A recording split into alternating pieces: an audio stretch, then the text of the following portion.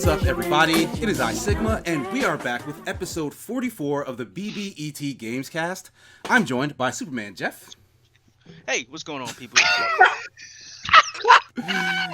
As well as Mr. Gamer. Hello there. And Blue Bones. It's your boy. Yo, did you if you guys are watching this, you can see Jeff and Mr. Gamer mocking Sigma on his intro. That's hilarious, yo. I'm just waiting for it to get old. Yeah, no. Gonna be don't hold your breath. Don't hold your breath. I don't see that happening anytime soon. At least another month. Well, At least another month. Speaking of happening soon, we'd like to start with what we've been playing for the week. Does anybody want to go first? Yeah. Oh, you can go first. I was gonna say so. On top of like what we've been playing, I wanted to talk about like what we've been catching up on. You know what I'm saying? We're in quarantine. A lot of us sitting here at home. And we're not just playing video games. A lot of us binge watching shows. So Star Wars Battlefronts 2, Jeff and I have been jumping into that. Again, it's great. They've done a lot of updates, but I'm still not convinced it's a top quality shooter. But I do think it's a top quality Star Wars fan game. And that's why I'm loving it. There is a difference, right? Yeah, there is.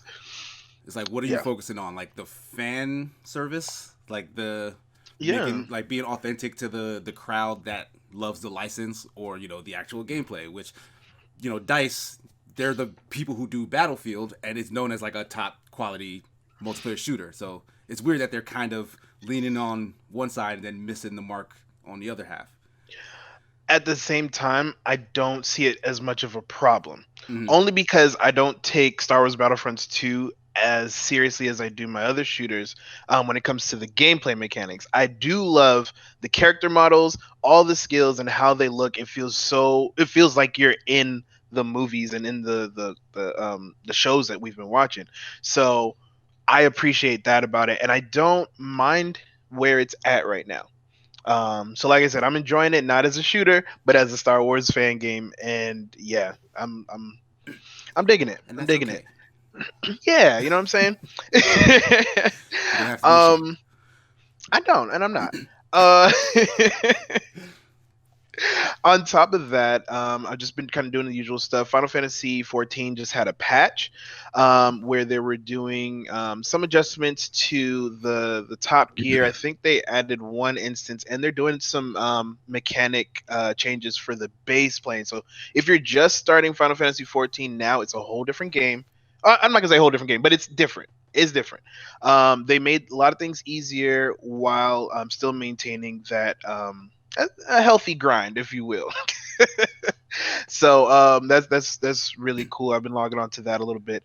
And as far as what I've been catching up on, my wonderful girlfriend bought me the complete series of Reno 911. Right, I saw that, yeah. Bro, that show is so stupid and I love it. I've been watching that and I'm enjoying it. You know what I mean? And then we're going to talk about it, but I think we ended up skipping it last week. Midnight Gospel. Right. I've been trying to get through that. So it's an experience. No, I haven't finished. Yeah, because I only watched episode 1 so far myself. I watched up to 5, but I got to go back and watch them because there's so much going on visually. I don't get to take in the conversation they're having too much. I think some of that's intentional even. At least in the first episode I watched. It got to a point where feels like so much was going on in the background, and what they were talking about was so kind of like far from it. Yeah, but it was also kind of like real. I want to say pseudo deep, like because some of the conversation was actually like about real world issues, and then it kind of went into this weird trippy like stoner tangent type thing where they just got real in the weeds about something that really didn't make a ton of sense. But then that's when like things were like at a fever pitch in the background. So I felt like maybe you weren't really supposed to be taking that part of the conversation that serious. The way I look at Midnight Gospel is that it's a very I think people would consider it a spiritual podcast that was animated over. If you keep watching it. It's cool because they're having this very what feels like a casual conversation in the midst of a crazy situation that typically don't have a lot to do with each other except for a common theme. And the themes are usually something very existential, like they're just talking about death, or they're just talking about birth, or they're just talking about Christianity or religion, something like that. So it's definitely a good show to. I don't know if I would say like, yo, sit down and watch this. You're gonna be entertained for hours. I would say if you're cooking or something like that, put it on and you're still gonna be entertained. You know what I mean? It's still a good conversation and the situations are funny. I think that first episode hit me the hardest. I think it was really good, but it did get to a point. Was that? With the zombies, that was that one, right? Yeah, With that the was the first zombies one, and yeah. Little President? Yeah, that was Yeah. a really good one. He was actually talking about Legalizing marijuana. legalization. Yeah. Yeah, And then yeah. they got into like other drugs and also it was it's It was pretty interesting. Yeah. Yeah, it's definitely like I'm not gonna say I agree with everything on that show, but it's definitely good to listen and hear what they're saying, and they have some interesting perspectives that make you kind of double think. But it did get to the point where it's done by the same guys who do Adventure Time, and it's very in the vein of Super Jail and all that. So there's some. Yeah, it can get I don't want to say graphic, but I want to say it grosses you out on purpose. I don't know what's the word for that. Yeah, It's not even gory either. Yeah, if you remember, It's just, was it Happy Tree Friends? Yes. Yeah, Yeah, kind of like that's ultra definitely gory. Yeah, it's like, but it's like for not even like shock value, like Blue's saying. Like it's kind of just To show how far the situation is from the conversation. That's sort of that's what that is, yeah. But it got to one point where it's a little bit much for me, and I pressed pause. So I'm gonna have to continue. I think I'm at episode 6, 5 or 6. The one with the pies. Do you guys remember I how had to many stop. episodes are there in total? It's like 10? No. No. But that's a quick look up while you guys are talking. But yeah, Midnight Gospel's been pretty entertaining. And yeah, catching up on Clone Wars, or I should say, keeping up with Clone Wars. I think I'm like one episode behind, but this last season has been explosive. Oh, I'm 2 episodes behind. Oh, you're 2 behind. Okay. Yeah, no, this season is great. It's explosive. It starts off with action and has really good backstory. If you don't know, I'm not going too far into it, but this 7th season actually takes place, I think, at the same time as the 6th season. It's just a different perspective. So you're kind of seeing a lot of things that are happening in the background, how some battles got won, how some battles got lost, and what Anakin was going through. And again, the Clone Wars is a testament on how emotional Anakin was in episode 3. So that's all I'm gonna say on that. But yeah, this week has been pretty jam packed. Yeah, of course, schoolwork is there too, and that sucks. But that's what I've been playing and doing. Nice. Jeff, you wanted to go? Yeah, Yeah, man. Well, next. So I've been playing Transistor again. Mm-hmm. Yeah, you told us about that. Yeah, so I beat that boss. Mhm. Kept kind of coming back from the ashes, pretty much. So I had to go back and look at my skills because there's skills, which are active abilities. You can equip those to other active abilities and give them kind of like alternate uses. So Like in Diablo, when you have yeah. runes on a skill. Mhm. So Okay. you can equip another skill to another skill and cause it to act differently. So like Mhm. I have a skill where I summon a dog, or like Mhm. a robot dog, and there's another skill that causes things to split. It's like bombs. So I put out this like cluster of bombs. If I equip that to the dog thing, it then Cluster of dogs. spawns 2 dogs. Oh, okay. I mean, that's sort of like a cluster. Yeah, Like it's getting there. I'll get there. pretty like abilities will have a active ability, a passive ability, because you have passive slots too. Right. So it'll have an active ability, it'll have a alternate ability, and it'll have a passive ability.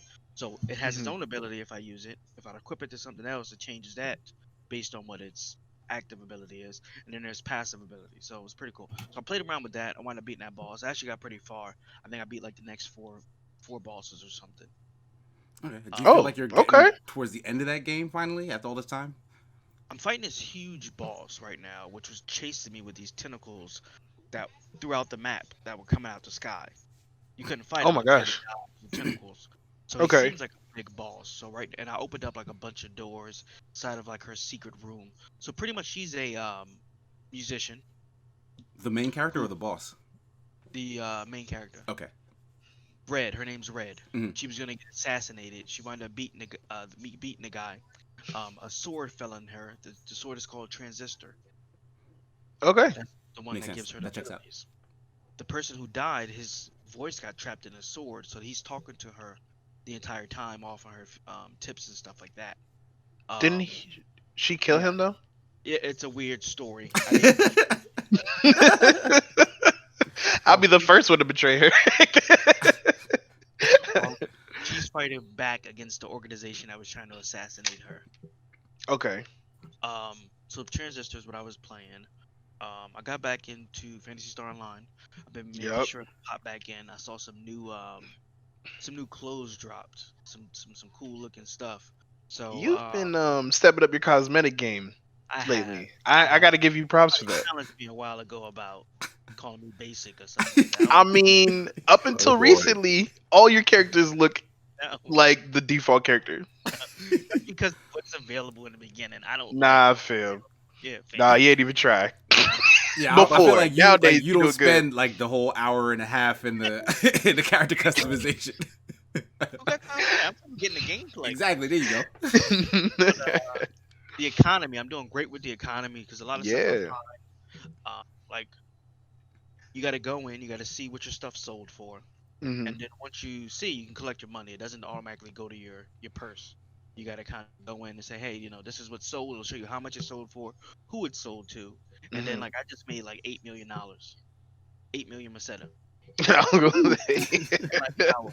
Like, damn, let me hold something. You know what I'm saying? So the trick is to look at the gear, see what it's going for on the market, and always go just below the cheapest item. Just a tiny bit. But like how much below? Are you going like But that's the like thing, a single Meseta below, like 50? 200 or so. Because like that's almost nothing in Fantasy Star money, but like people's heads are just like, well, this is the cheapest one. I'll just get the cheapest one.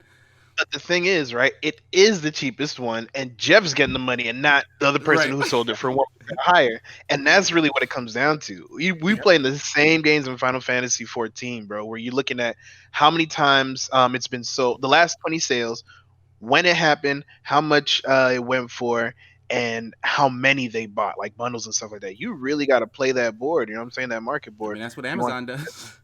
It's keeping me like in a steady flux of money because like these dragon horns I had were just cosmetic. They sold for $6 million alone. Is that why you're wearing the Bulls hat today for the horns? No, just got the.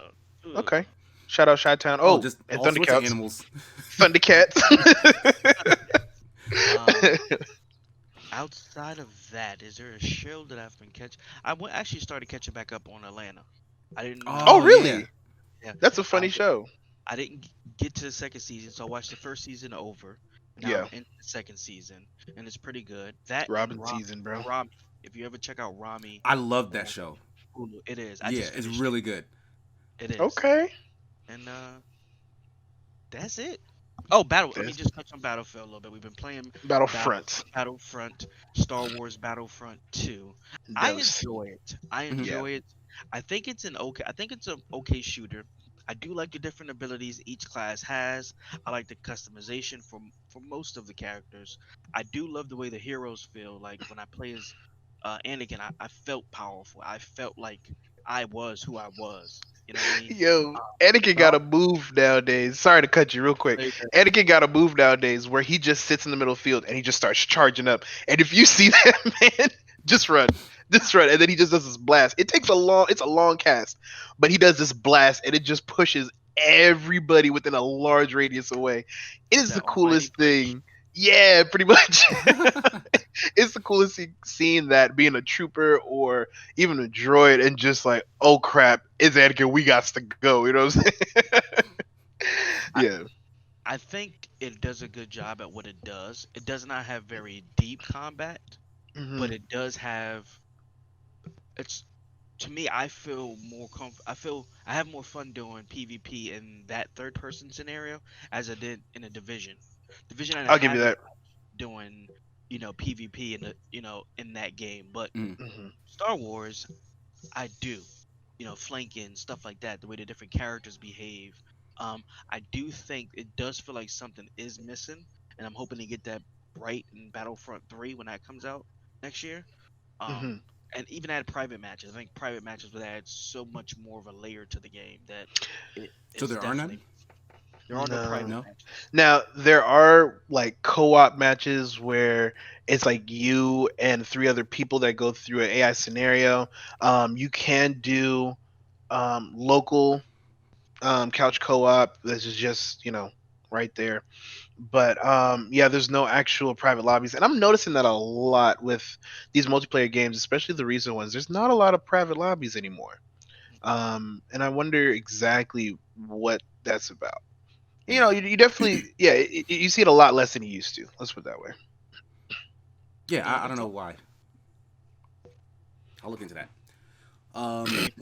No, really, because now that you said it, like I'm curious, like yeah, why has that kind of fallen out of favor? Like the split screen thing stopped because the internet came about, and like it costs money to basically split your game in half to have two people play in the same world. Yeah. And most people just play over the internet anyway. But this, I don't know what the cost saving measure is. But I can go next if you guys don't mind. Go ahead. I streamed Streets of Rage 4 with my son. That's right. And Gamer and Blue yesterday, this past Saturday. And we were using Steam's remote play feature, which I think is still in beta. Like, I don't think it's like a fully fledged thing yet. It does work, which is cool because the game Streets of Rage itself does not have 4-player online, which doesn't make any sense. Yeah, that's super stupid. Only 2 players online, but it does have 4-player couch co-op. But remote play allows it to believe that everyone playing over the internet is sitting on the same couch. Your couch. Yeah. So my computer is streaming the game out to these guys. I was also streaming our gameplay to everybody else. And the stream was fine. Like, yeah, as I was looking back on it, the stream is fine. So I can't imagine it was my computer that was like causing the delay because like me and Starboy were still playing. Yeah. It must have been Steam is what I'm thinking. When like, that works, it works. Yeah, because like it it's is really good. Yeah. Like, but when it doesn't, it's pretty bad. And like to have played remotely with you like that on a beat 'em up, I didn't even really notice much. No, it looked really good. Like lag, delay, right? But when it did happen, it was like a PowerPoint presentation almost to a slow crawl. I died almost every time while I was lagging. I don't know if that was the reason why though. I don't know what you're getting at. I know because you didn't watch the stream. It's rude. But in terms of the game itself, I did get some chance to play it with my coworker Jesse, who actually reviewed it for Escapist, and I like it. Like Streets of Rage was always like a game that I was a fan of, like from like forever ago. Like when I was a little kid, like one of our substitutes would bring in like a videotape of him playing Streets of Rage to just show the class. So like it was like one of the earliest Let's Play memories I guess I've had, and it was a Streets of Rage and him just. And I love watching that. Me and Starboy played it. Yeah, what happened? So this man recorded himself. Yes. VH. Yes. Yeah, to distract a bunch of like kids when he OG was streamer coming in. Yeah, like it was like way back in the day. So like we were super entertained by it too, so it worked. But yeah, like back last Halloween, me and Starboy were actually going through the old games in the Sega Streets of Rage Classic Edition or whatever.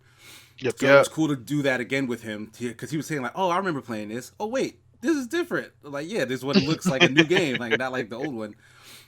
So he had like a ton of fun playing that. Like he was actually pretty good at picking up the controls and doing combos. The thing that he was struggling to wrap his head around though was the special move system, because just like the old games, you use special moves and it eats your health.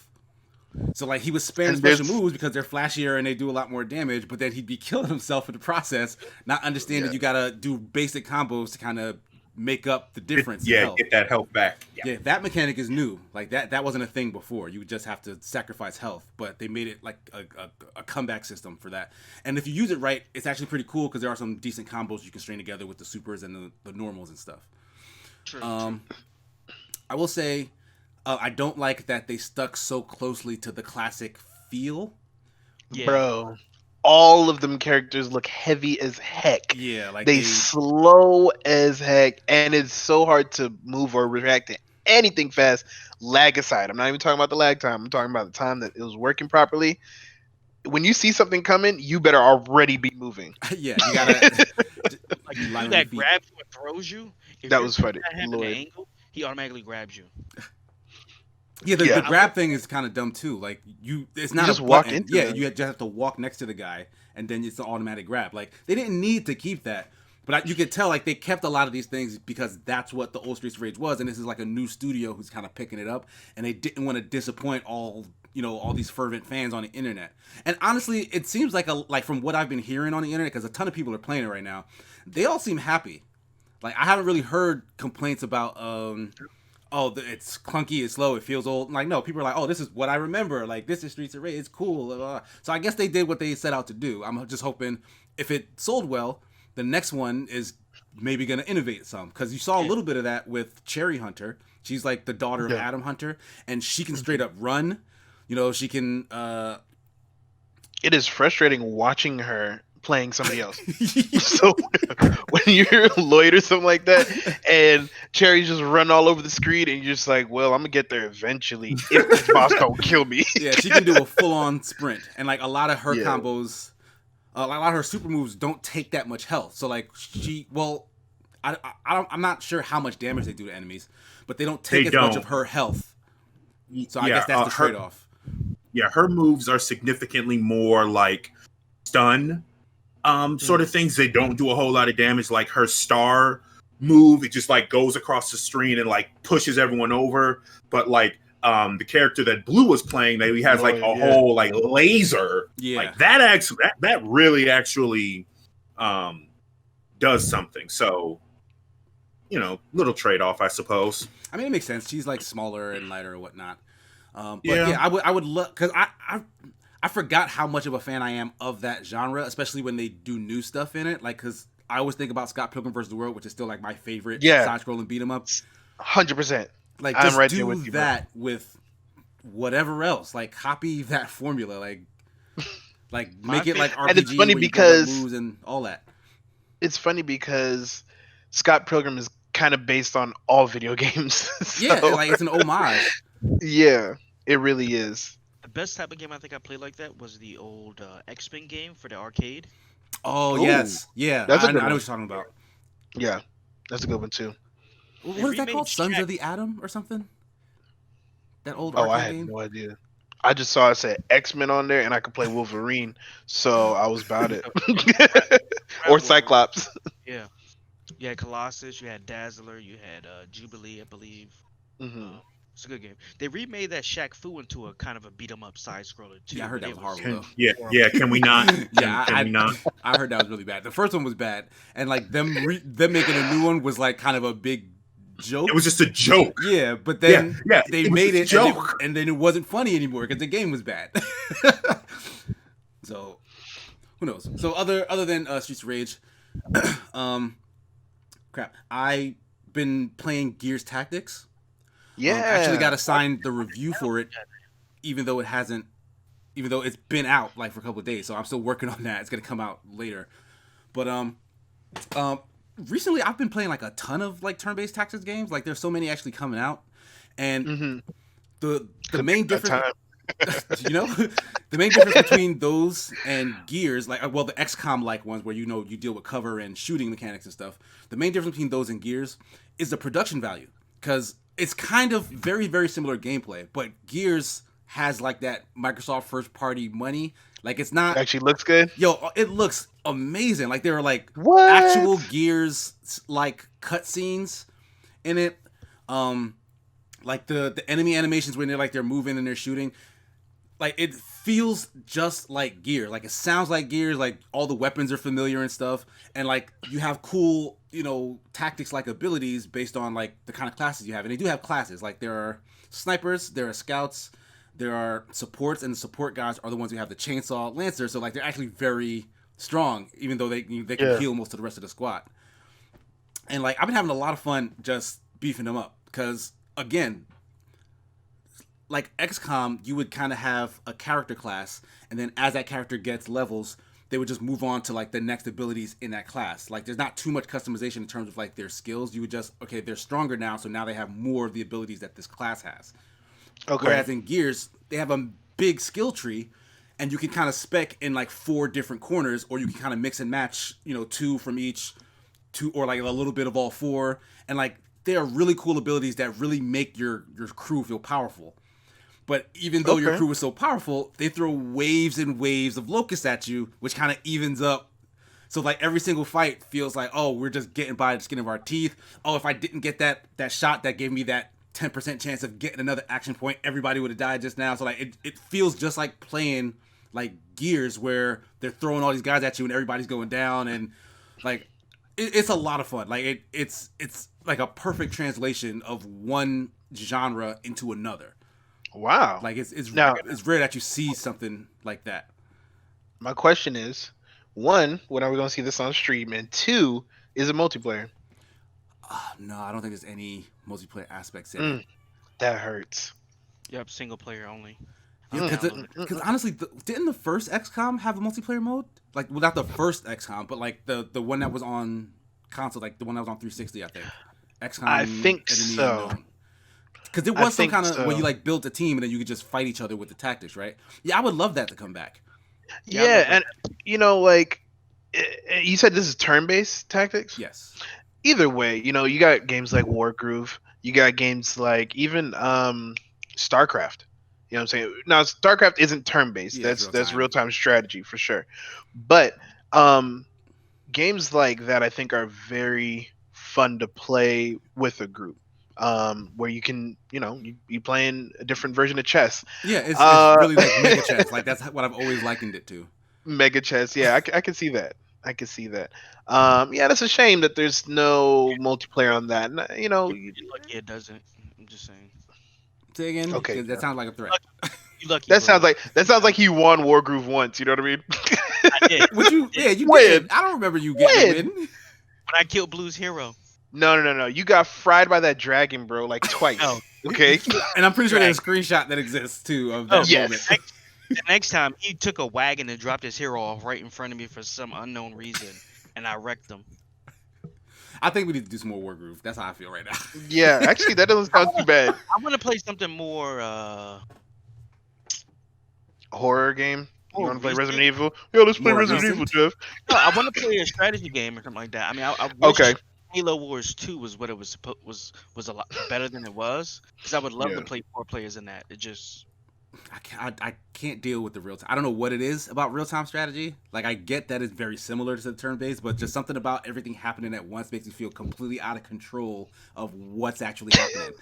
Like, this is playing itself. And that's Halo's Wars 2 is actually a pretty good game. The first one was pretty good. I don't know what your niche is about. I don't know, real time strategy. I can't get into it. I feel like I have no control. It takes you a while to put your strategy together. Is that what it is? No, it's like that might be like it. stuff is happening without me saying so. Like that's how I feel when I do the not necessarily. Yeah, no, not really. You could really have them just sit there until you say something. Yeah, or you can have them go in a direction and leave them until they get there and go do something else. I don't know. Maybe I'll give it another shot. I don't know what other real time strategy. I mean, Halo Wars 2, I guess, right? But I don't know. When I tried that, I just really couldn't parse it at all. Halo Wars 2 is a bad one. It's a bad one to retry your affinity to real time strategy. Well, we'll see. We'll figure something out. In terms of watching shows or catching up on shows, I've actually been rewatching Community with my girlfriend because she's never seen it, and I've only seen it through once. And yes, that show continues to be amazingly hilarious, like in ways that I've forgotten. Like it's really, really funny. Because I've ever since Community, and again, this is the first show from Dan Harmon, who's the guy who makes Rick and Morty. Yeah. I listened to Dan Harmon's podcast, which I believe ended recently, Harmontown. Oh. Yeah, I haven't caught up to the point to where it's done, but that kind of is sad because I really like that podcast. But like on his podcast, he talks about all sorts of nonsense. But the main thing is like the man is a writer and he loves to subvert writing, like just tropes that are in writing. Like he loves to like look at what everyone's done. Like he's a student of writing and comedy writers and stuff. And he likes to like turn it on his head or turn it sideways or like mess around with those concepts. And you see that layered all throughout Community. Like like the whole character Abed, Danny Pudi's character. He's like a god. He's like in the show universe, he suffers from some sort of autism. Like they say Asperger's, but I don't think they ever confirm it. But Yo, when they say Asperger's, and then they laugh about it. they say watch your mouth. But his character has some form of autism within the show universe, but in reality, Abed is kind of a fourth wall breaking dude. Like he's basically talking about everything as if it's a show, as if they're characters, as if this is just like that movie, which is clearly a reference that they're doing in that episode. So it's like he gets away with kind of a lot. Yeah, like because he'll even do stuff where he'll be like, oh well, I'm doing a voiceover, and then someone will be like, stop doing that, and he'll be like, well, you're right, that's lazy. That's lazy storytelling to use a voiceover. And then they'll go into a voiceover in the rest of the episode or something right. like that. So like it's really brilliant, and if you haven't watched it before, I would recommend it, at least the first couple seasons, because it does kind of some stuff happens. There's like a writer's like Dan Harmon gets fired for like a season, and like it was a lot of drama. Chevy Chase gets into a big thing with Dan Harmon, and then he leaves the show, and a lot of stuff. Somebody else, a lot of stuff. Unfortunately, but, I've been catching up on that. The very last season was despicable. I disagree. I don't think it's that bad. They had an episode that was saying that incest was okay. They had a whole episode in that last season that was saying that incest is cool. I'll get there eventually, and I'll see what else about, because I don't actually remember this episode. It's absolutely terrible. That is oof. It was bad. It was bad the way that they rolled that out, and then they actually just watch it. Just watch it. Watch it. But we haven't heard what Mr. Gamer has to Gamer, play. What's you been gaming on this week? All right, guys. Might get weird. So, I have decided to try to take a little bit of a break from the Xbox, though it may not look like it, and I've actually been playing a lot of the games that I already have on Steam. Mm-hmm. Okay. One of the games that I downloaded previously was a game called Rivals of Aether. Have you heard of that? Yeah. Yes, that's the that's like the Pass Smash now, right? clone. Yeah, it's a Smash clone. Yes. So the creators of that made another game, Lovers of Aether. Wait, what'd you say it's called? Aether? Lovers of Aether. I never heard of that. Oh, wait, hold on a second. This is a dating sim with them cats. Yep. Oh my gosh. And I had to try it. I'm like, oh my goodness. Because I played the ridiculous dating sims. Like I played Dream Daddy with Miss Duval. And so I was like, okay. Dream Daddy was an experience, I will say. Lovers of Aether is, if you are familiar with just how ridiculous dating sims are in general, and then someone who actually gives a crap about it tries to make it funnier, there's Lovers of Aether. Okay.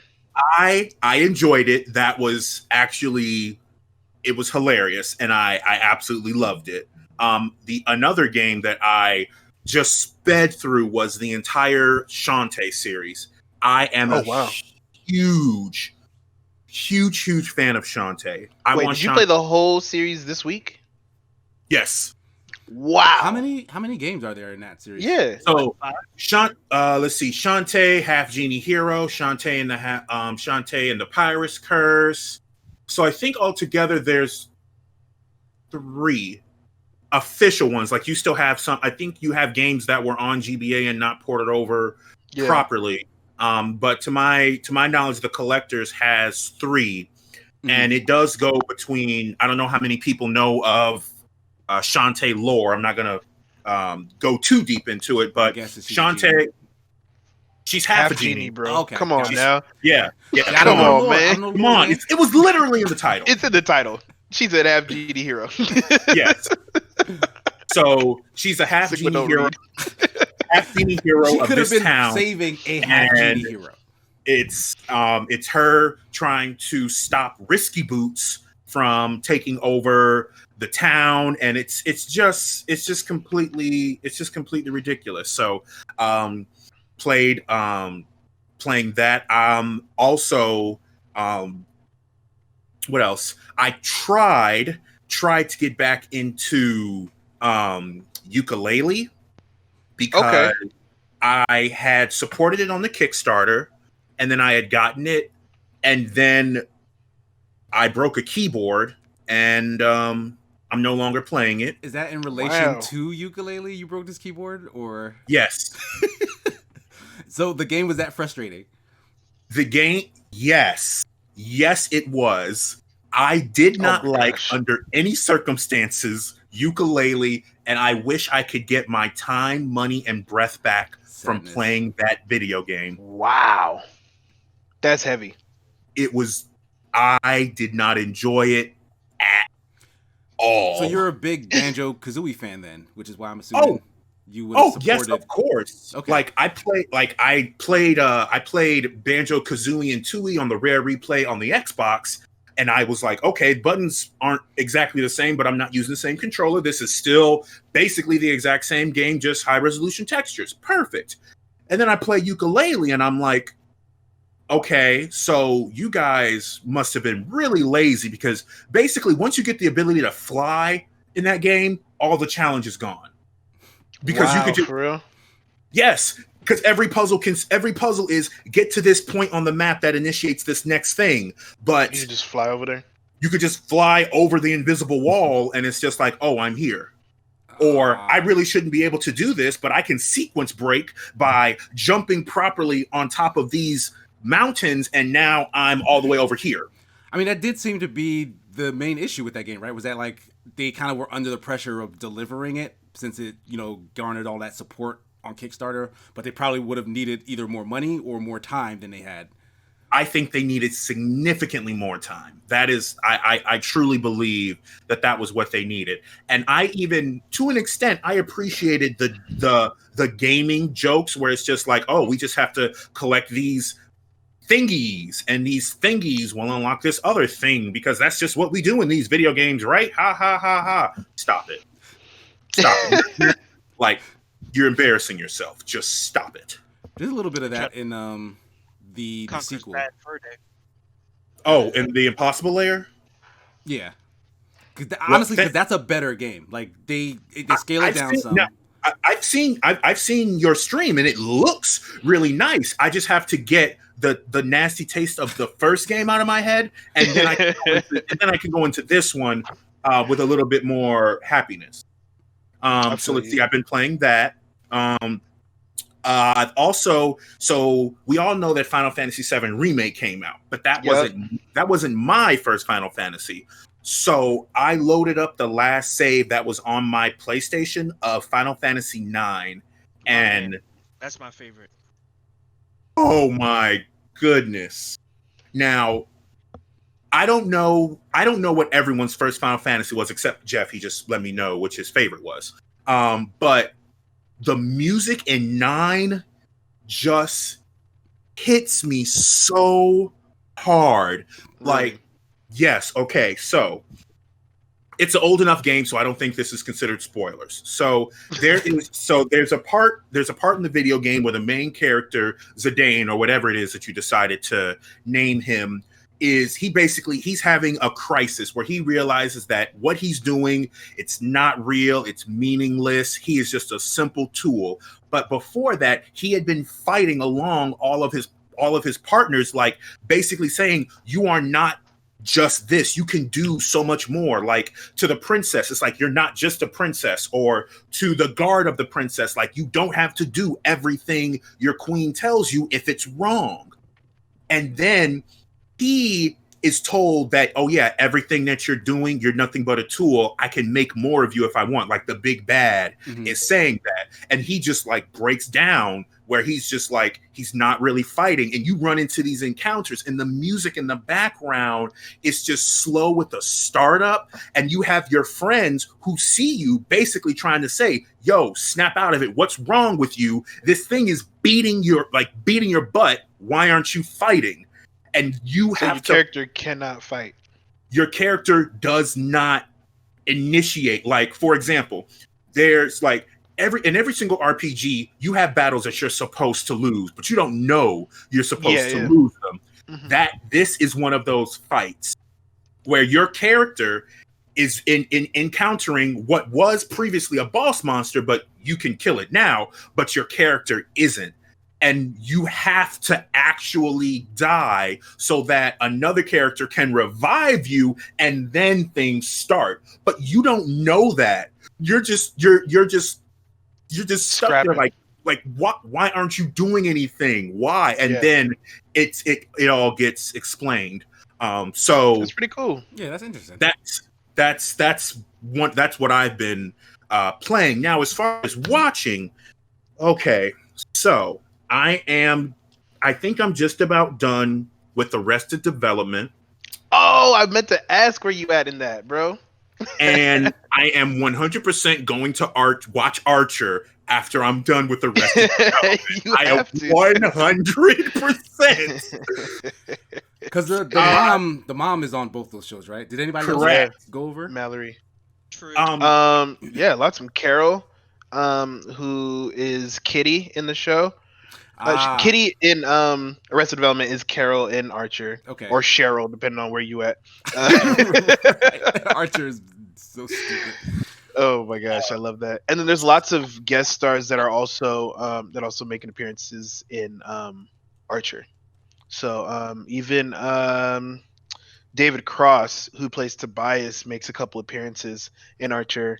All of them at one point show up in my. Yeah, I believe it. But yeah, Arrested Development is probably my favorite sitcom. Period. So Blue got me into it, and I was like, okay, this seems kind of ridiculous. And then as I was orchestrated, as I was able to pay attention to how the story is written and how everything has to do with something else that somebody else did and I have to say, it's a tiny little thing, but it's the best thing I've ever seen in a sitcom so far. It was nearing the end of the first season, and they were talking about how, oh, don't you remember when I used to blah, blah, blah, and then nothing. And it just it's like, no, that never happened. They just got a white screen on there for the flashback. I just laugh because I'm like, it's like, I mean, because I think Family Guy did that too, where it was like, oh yeah, this reminds me of that one time that I blah blah blah, and then it's like, oh no, typically this is the part where it goes to a flashback, and to me, I honestly just thought that was hilarious. So it's been between Archer. I will be watching Archer. Arrested Development. I'm trying to get into the next episode of Tiger King, but I got to prepare myself for that. That is not something that I can just. That's not something that I could just say, hey, yeah, I'm just gonna watch an episode of this train wreck. It's a lot. It's a lot. It's a bit, definitely a bit much. But aside from all that, the other thing that I've been watching a lot of are tool-assisted speed runs or task runs. Those can be super crazy. Really? Because how many of you played? And I think we discussed this. How many of you played the Meta Man Battle Network games? Yeah, we talked a little bit about it. We did a little bit 2 weeks ago, I want to say. I never played them, but I think all you guys did. Yeah. So I was watching task runs of that, and obviously there's manipulation of the chips and everything, but I played that game for years as a kid, and now I'm watching this robot just rip it to shreds in 13 minutes. Whole game? Yeah, just no random encounters. He always gets the chips that he wants. Everything. It's just man, I missed that. Heavy. So yeah, that basically sums it up for me. Okay. All right, nice. So we're gonna move on to our Super Smash Sunday recap. For the week, brought to us by Blue. Take it away, Blue. What's going on, y'all? It's your boy Blue Bones. Last week on Super Smash Sunday, we had a lot of fun, as usual. You know what I'm saying? Unfortunately, Superman Jeff wasn't with us on camera, but he did show up to knock off our top player at the time. Dot Wave showed out with his Mega Man, and definitely we were not expecting that. He did excellent with Mega Man. Jeff came in one round with Zelda, knocked him off, and we were able to and then kind of switch it up from there. And then he disappeared after that. Definitely shout out to Emissary. His ice climbers are getting ridiculously good. He's getting those. I just want to mention Emissary. Is in our Discord. He posted a link to a infinite desync that he said he wants to use on my Pikachu. I did hear about that. So if Emissary is playing later today, like I'll probably try to stick to Pikachu to give him a chance to actually get it to work, but I don't think he'll catch me in it. I'm just being honest. And let it happen. Last but not least, definitely got to give a shout out to Sensei. Sensei was the Terry. It was his first time playing with us last week, and he played an amazing Terry that was really piecing up the squad for a bit too. And that's basically it. Like I said, Dot Wave with his Mega Man, Emissary with his Ice Climbers, and Sensei with his Terry. They were all showing out last week. Great job, guys. Keep it coming. GG's all around. Good stuff. Yeah. So with that, we're going to move on to our topics for the week. First up, Blue, I wanted you to actually talk about this because you're kind of the resident movie guy. So AMC refuses to play Universal movies once theaters are allowed to open again. And in a way, I don't blame them. You know, somebody else jumped in on this too, though, right? Regal also said that they were going to do the same thing. Yeah, because and now, and this is where times they are a changing, right? We're in this pandemic. No one can really go to movie theaters and enjoy them safely. And so what a lot of these companies are doing, or what some of these companies, Universal specifically, they're releasing their stuff digitally, video on demand. Now, not all of their things. They still plan to release Fast and Furious in some theaters, not AMC apparently, or Regals. But they're still planning to release those in theaters. But there are other movies, they said, you know what? With VOD, video on demand, we can get 80% of the profits versus the 50%, right? Mm-hmm. They did Trolls World Tour on VOD, and they got amazing numbers to the point where they're really like, only our big hitters are going to go into theaters because we're making way too much money to VOD. People are buying it, especially in quarantine. People are paying for this. We get most of the profits. Why not? Of course, the theaters are stressed, pissed off. But you know, I can't even blame I can't even blame Universal. So I mean, it's the way you can't blame Universal. You can't blame AMC. Actually, both. Actually, both, and that's why I say it's mostly just the times changing. Go ahead, Jeff. What were you gonna say? To me, I feel like this. So first of all, they looked at it as the Trolls 2 did way outpace Trolls 1. Mm-hmm. Yeah, that's the way they looked at it. But you gotta look at it this way as also you have a ton of people at home now, more so than you ever had before. Mm-hmm. Exactly. You were charging $20 for the movie. You weren't, wasn't regular movie price. So of course it's gonna outpace it for the most part, even though there have been multiple tickets. But who's taking their people? Kids. You're not taking, not really multiple kids. You figure on average 2 kids maybe. For kids, what, $6 a ticket or something? That's probably more than that, to be honest. Yeah. That's more. Theater prices Matinee have for been. Kids? Yeah, they keep raising them. But anyway, so no, but that's important, right there. How these ticket prices, you know what I mean? They've gotten ridiculous. So let's look at that. So number one, that Trolls 2 way outpaced number 1 because most people were home. They did it for kids who were stuck at home. I get that. I don't think Trolls 2 would have been as successful if it was done in the theaters. Reason why is because, so like for my son, he loves the B movie. We want him to watch something different. Hey, we rent Trolls. He can watch Trolls. Do you think I would have took a almost 1-year-old to the movies to see Trolls? No. No. I know some people that do though, man. That be pissing me off. But like but it's at cold home, leave that baby home. Put something on for him to watch.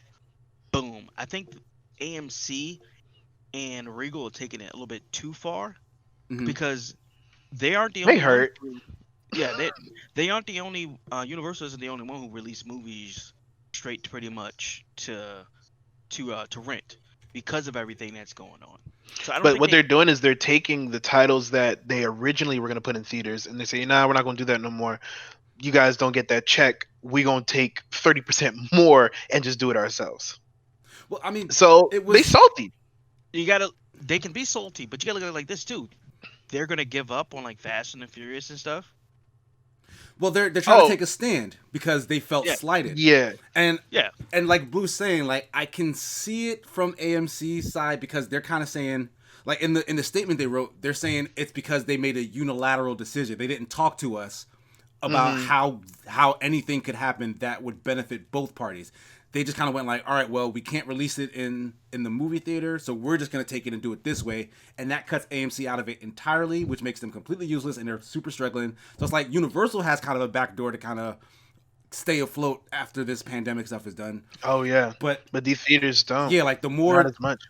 the more AMC hears like all these big movies that would eventually come here and maybe give us money that we're losing right now, if you're basically saying we'll never get that money. So AMC's like, you know what? We're gonna boycott you, and maybe that'll get you back to the negotiation table to figure out something to do. But they Because expect if they everybody to do- hold these movies until they reopen. Right? Because Yeah, just- that's what I also feel like that's ridiculous, right? Exactly. And that's the thing, right? Right now, the way Universal's looking at it, right? When they can drop it in theaters, they're not going to use AMC. They're not going to use Regal, right?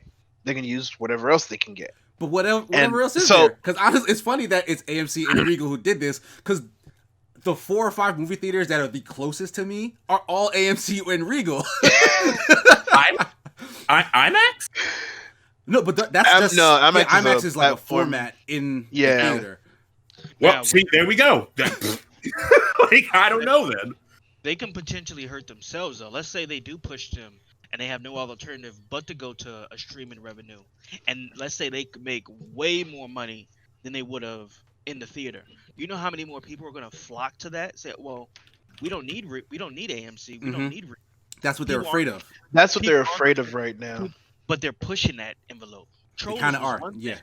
Yeah, Trolls is one thing, but when you start making Fast and the Furious, whatever this one is, it's something completely different. Well, this is the thing now, right? Check it out.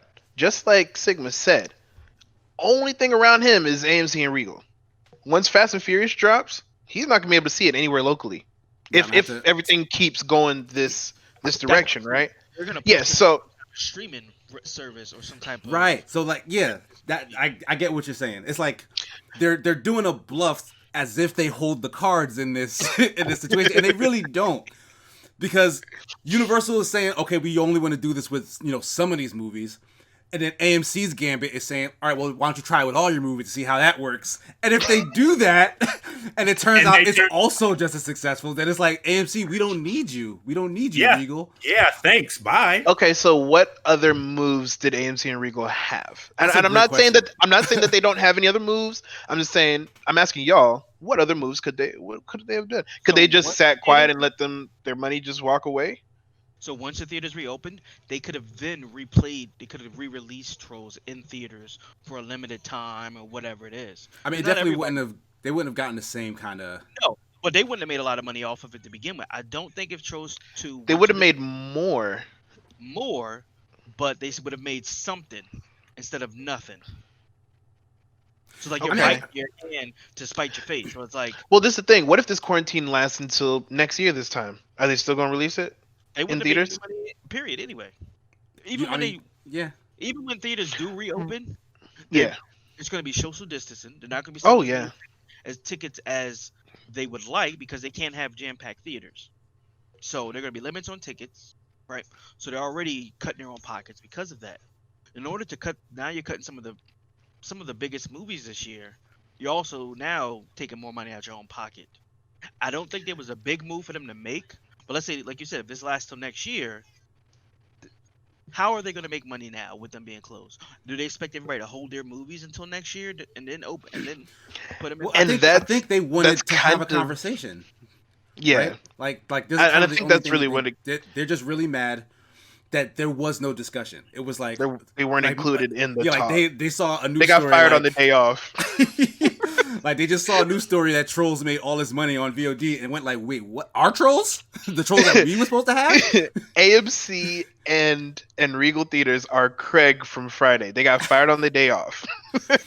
Their stuff got stolen and they got nothing to do. So I mean, honestly, they're kind of right now. They're kind of like thrashing, like, all right, well, we're gonna do play the only card that we can play, because I really don't think they can do anything else. Like the only thing they can say is like, we won't let you in our theaters whenever they open, and like that's not that big of a threat, but it's kind of the only threat that they have.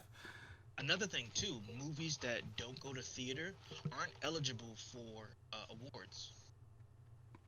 You know what? Is that true? I think so. I think there's some caveat to that. Yeah. Like, because like the streaming service, I think that stuff has only recently been started to be considered as like TV. Mm-hmm. But like movies that don't get theatrical releases, yeah, like they don't get considered for like Academy Awards. I'm going to look that up. That sounds absolutely horrendous. Yeah, that sounds bad. That's terrible.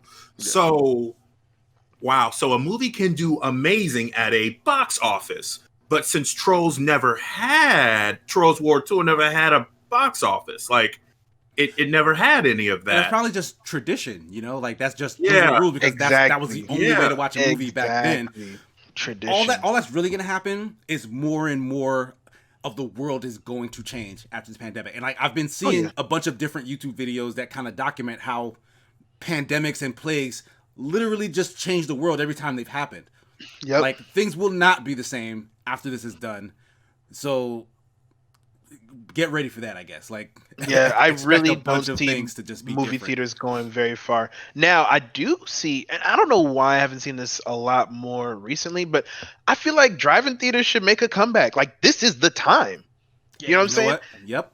I would love to take my girl to a movie, but I don't want us to die for it. So I'd like to just jump in our car, bring our own little food, you know what I'm saying? And just park in the parking lot and watch a movie. That's current. I'm super cool with that. And I don't know why I haven't seen any drive-through movie theaters. I know they're around because they're not completely gone. Yeah. Those should be popping right now. What is going on? That's a good point. I imagine, and I'm thinking infrastructure-wise. Okay. Large enough, so basically parking lot size space. In 100%. that parking lot size space, you need bigger than your movie theater size screen. I mean, a lot of these are already built. Well, yes, but for like AMC and Regal, for example, to like they need to level their building. They would need to basically spend money to then restructure. Yes, that's what I'm talking about. Like, they would need parking lots. I'm talking about like downtown Chicago size parking lot space. Most of these theaters have huge parking lots as it is. That's true. But then you'd be showing the entire parking lot, like a single movie? Exactly. Play it on.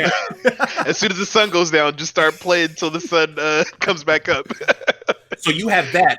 You have that. Not to mention, you're not going to be playing this on huge speakers. So they're going to have to, again, work on the infrastructure, work on the technology to either do the little on the phone thing on your car, that way you can hear it, like or Bluetooth something. it to your car, or something. Like, wasn't it a radio station? Isn't there a radio station that you're supposed to tune into to hear it? I think so. I don't remember that. I just remember the phone you would connect to your car. I do remember that. Yeah, like you would like unhook a thing from a speaker, and then you would just put that next to your car to hear it. Yeah. So one of the movie going infrastructures that I've enjoyed in the past, back when I lived in San Diego, we went to those outdoor theaters, those silent theaters, where they give you a little Bluetooth headset. And you just lounge out. They have all these chairs and stuff like that, and it's a big screen. And if you don't have the headphones, if you didn't pay for them, all you see is the screen. You can't hear nothing. So I think those kind of, and granted, people can drive off with the headphones, and those can be expensive and stuff like that. You'd have to have some kind of theft prevention. But I think that's another thing that can be utilized to make this movie going experience safe in this quarantine. That makes sense. I mean, any other lasting thoughts on this whole AMC debacle? Because this could go either way, I feel like. Really? Yeah. Yeah, This is what I think about it. Right. depends on At how the end, tied to tradition. Because Universal might be afraid tradition. of losing that, because sure Trolls made a lot of money, but like they still intended to put their big movies in theaters when they open. So like you can tell they feel like maybe this won't work for everything. So that fear may bring them back to the negotiation table with AMC. So This fear and the panic that you see AMC going through and Regal going through is another example of how money really runs us, because there is no reason for us to want to get back in theaters anytime soon. But they're definitely pushing for it. Yeah, They're people are definitely going to want pushing to get for it. out. People are going to want to go places. People are going to want to do things. So I get that aspect of it after being so enclosed for so long. I get that. But I think they're worried about making money. I don't think Yeah, they're of worried course. about what people feel like. No, I mean people in general like want to get out. Oh, The theaters are thinking like, we're going to go under if we don't get some people in here. So that's, kind of what they're further thinking. under. They're all pretty bad right now. Which would suck, because I mean, Would it? has there ever been a time where people didn't enjoy going? I mean, I for one love going to the movies. So I for me, think that the theater industry is pretty bad right now. Like, yeah, it's kind of on a downward trend before crappy this, quality in food. Yeah. Like in general, Where crappy you quality in going? food. exorbitant In general. pricing. In general, and then the exorbitant pricing. Like I stopped buying movie theater food, period, because like You know what it's I'm just saying? way too much money for an outing. That's what I'm they make saying. most of their money.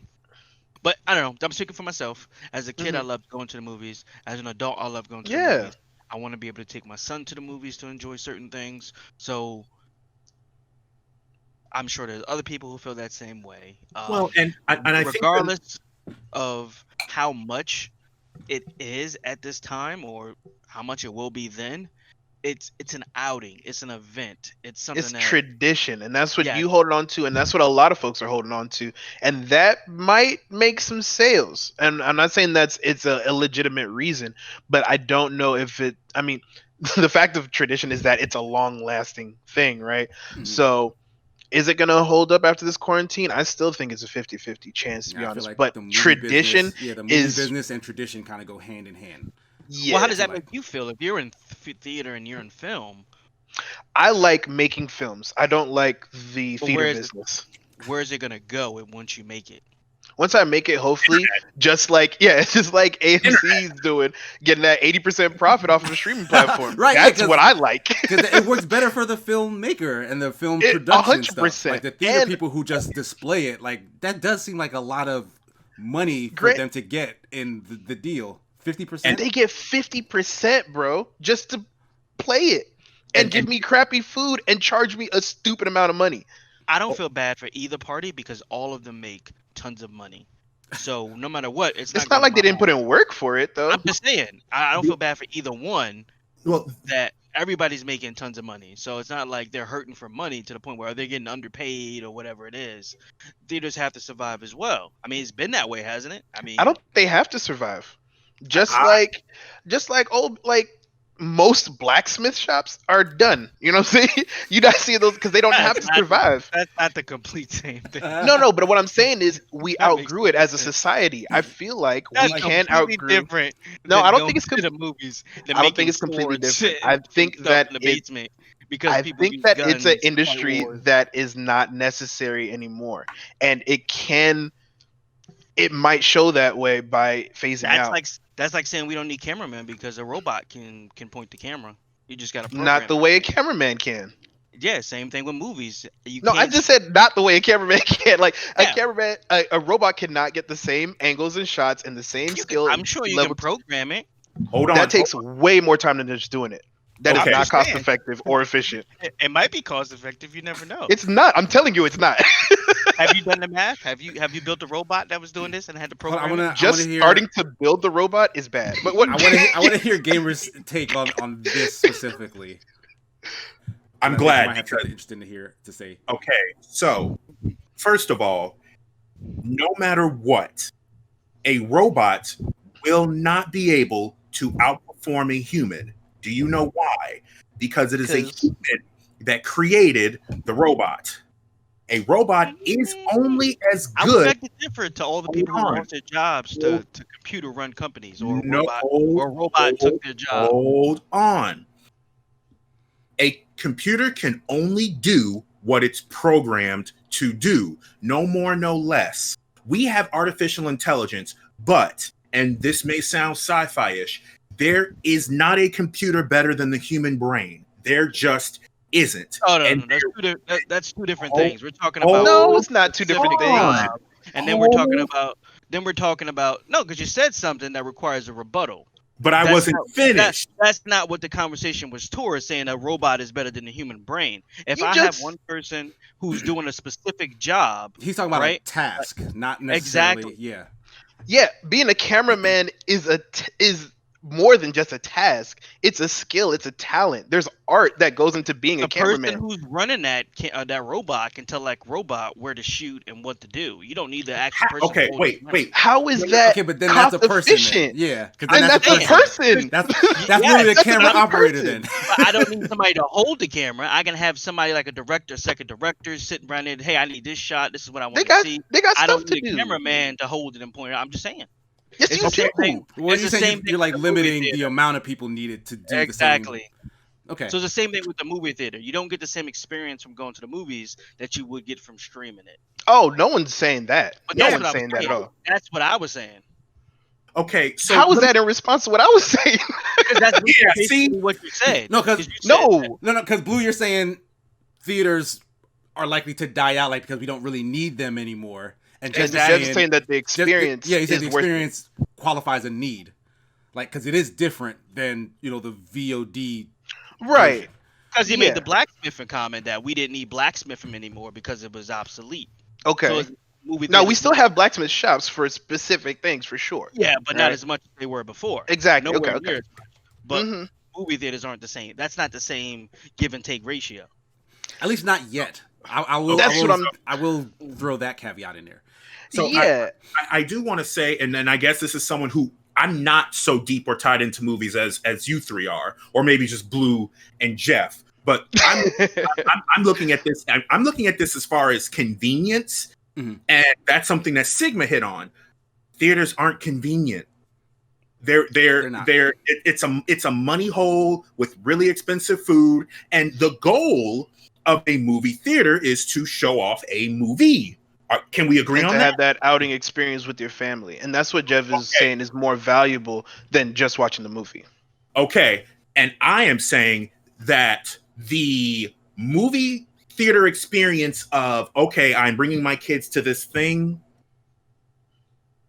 won't be as important pretty soon. I see it fade. I just see it fading away because is it convenient to the general public?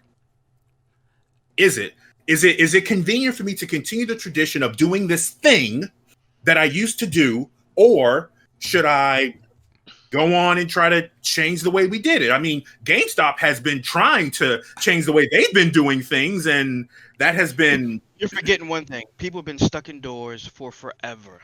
So they're ready to get out. Thinking there's going to be like an explosion of... There's going to be an explosion from the get-go. Whether that's driving to the mountains to go hiking, they're going to be wanting to get out. It's not going to be that mentality. It's going to be, hey, I need to get out. I need to get these kids out. They've been in here doing schoolwork. They ain't been going outside. Once this quarantine lifts, I'll give you that. There's going to be a boom in people outside the house for sure. But I feel like the longer this goes, the more that all these big companies are realizing that they don't need all of this physical infrastructure. And I feel like movie theaters are one of the first industries that are going to phase out if this quarantine continues as long as it is. I agree. And just one more thing to add on top of this, when we were talking about the 80 and 50, this has brought on Patreon, because you have creators on YouTube who do these huge things, and due to the YouTube algorithm, you may or may not get money. But if I could just get it directly from my fans instead of going through this other place, well, I'm just gonna like, hey, pay me directly for all this. Like, 30%'s a big number. Yeah. Huge number. Yeah, and if I could just simply cut that out completely and just pay me directly, unless that third party, whether it be the theater, YouTube, Facebook, whatever, can make it better than me just going directly, Why would I even bother? And that's why ticket prices are so high, and that's why food's so expensive. Yeah, they're trying to eat the diminishing returns from just being in that business without, evolving. Like, theaters should have been trying to do something different for a while now, and they haven't. So that is kind of their own fault that they're in this downward slope. So in that vein, like, don't expect all of us to bail you out for, like, not, evolving with the times. So, I don't know. Only time is going to tell what eventually happens, but yeah, the writing is kind of on the wall for the movie theater industry in general. So these are maybe like the dying throes of of just AMC/Regal and any other. Write us in with other movie theater chains, because I can't think of any. So ArcLight was one of them. Act 3 Theaters, Alamo Draft House. I was looking at some of the other. Yeah, I don't know any of those. I've never heard of. I've heard of ArcLight. It's popular in LA for sure, and we have a couple out here. Yeah, they're the fancy ones. Yeah. Okay, Jeff would say they got seafood and liquor. So we're gonna move off of movie talk into video games proper. Jeff, what do you got for us? All right, so this past week we had the release of Assassin's Creed Valhalla. You got to see a nice trailer, which gave us some clues of what's going on, and where it's taking place and who it's involving. We got a nice little cameo at the end of him using the hidden blade to take down that was a really good trailer. Can I just say that? Like the trailer itself was very well put together. Like the kind they always are. Yeah, like Assassin's Creed. Do you remember the Assassin's Creed 3 trailer? Like everyone hated the game, but the trailer where he was running around the Civil War battlefield, like the Native American man. That trailer is fantastic. Yeah, like this is kind of on par with that. I feel like that was before this. That was probably my favorite Assassin's Creed trailer. This one is very, very good. Mm-hmm. So a little information about it is tell us, Jeff. There's Ivor. His name's Ivor. He can be male or female. However that works for you. They're going to be settlements where your settlements, you got to build structures. You get more stuff based off of your infamy. Is The Sims or Assassin's Creed? It's a little bit of both. They've been going deeper into the RPG element of Assassin's Creed with each game that comes to pass. Started with Origins, and then went on Odyssey. There was a little bit of town management in Brotherhood, wasn't there? And at the end of 2. You just had Assassins. I don't remember you having a the compound. In Brotherhood, yeah, you were the place where your Uncle Mario was. You had to like build up your villa. This one is a little bit different. This is more like Red Dead settlement. Okay. I don't know. Because you haven't played Red Dead 2 yet, right? Not yet. When it hits Game Pass, coming soon. So what are the benefits of it then, of building up these settlements? So pretty much this looks like where you you upgrade different parts of your settlement, and you get different perks or upgrades or whatever it is. Yeah, that sounds like the villa. Play into the overall thing. On top of that, there'll be raids where you can raid villages. It looks like it has an aspect that Dragon Age Inquisition had, where you kind of had like a strategy aspect to where to place troops and stuff for battles and stuff. It looks like from the wording I'm getting. And on top of that, you can make your own Viking or raider, in which you can share online with other people, and you can use other people's raiders in your raiding party. Yes. So when you do a raid, you actually see like kind of NPC characters go and do stuff. So is that kind of like a real-time strategy type game? I don't know yet. Okay. It sounds like Dynasty Warriors, low key. In what way? Well, have you played Odyssey? They already have like battles where you have to take. So if I'm going to take Athens, right? There's a big battle taking place where I'm fighting regular people. There's some bosses on there I got to take down, and then I have specific points I need to take in order to win that battle. And that's just Dynasty Warriors right there. Okay, yeah, that does sound like Dynasty Warriors. Yeah, but it's not as congested. It's not as set back, nor is it as congested. Like Dynasty Warriors is set back a little bit, where you get all like Pirate Warriors 4. You get all these little dudes. All these little dudes just keep coming. This is more. The more enemies you take down, your meter fills up to pretty much when the battle is going to be over for the most part. And there's different like little bosses you take down, and once that's done, the battle's over. This game sounds like that show Black Sails meets Dynasty Warriors. Black You know what I'm talking Sails. about? Black Sails. That pirate show. that pirate, or isn't it a Viking pirate show? There was a show called Vikings, though. Is that what you're thinking of? Yeah. Maybe it was Vikings. Yeah, I don't know why Black Sails came through it. Vikings. Yeah, it sounds like Vikings meets Dynasty Warriors. That's what it sounds like to me, which sounds interesting. It does. And this actually takes place on the timeline. This takes place before Origins? No, after Origins. It would have to. I hope so, because Origins means the beginning. Odyssey was first. No, Odyssey was before Origins in the timeline. That's stupid. That is stupid. Well, but Origins was referring to the origins of the Assassin's Order, brother, right? Yeah. In Odyssey, you don't play as an assassin. You're pretty. Oh, that's what I didn't know. That's cool. So it's in ancient Greece. Then you go to Origins, and now you're like the Assassin's Order exists, and this Viking is somehow either a part of it or becomes part of it, I guess. Yes, because in Odyssey there was no hidden blade. Okay. So I now understand why people were like, "How can you call this an Assassin's Creed game?" Well, until you meet, there's a DLC that ties it all together. You meet Darius. What? There's a DLC that turns it together? And that's not cool. No. The story is really good. Unless you play it, you can't judge it. No, I'm just talking about the viability of it having the Assassin's Creed name. Yeah, that's it. Odyssey takes place before Origins. It's which is a weird thing anyway. Story because eventually you meet Darius, who was working for not Darius. What's his name? Darius, who was working for Darius working for King Xerxes. Okay. The guy you play as a guy or the girl in Odyssey. Her grandfather was Leonidas. Mm-hmm. Mm-hmm. And it goes to the whole story of how the different artifacts came from that. So this is about the artifacts origins or something like that. What Origins? No, Origins, not Origins. Odyssey. Odyssey? No. It's about a whole bunch of stuff. It tells the stories of the artifacts and the people that came before. So the people who what was the name? Juniper or June? Juno. Who, because that was all Assassin's Creed 3 stuff and Revelation stuff. So it tells about the society. Some of them came from Atlantis, stuff like that. So you get to explore Atlantis. You get the first blade, which was the first DLC for Odyssey, tells you because you meet Darius, who actually has the hidden blade.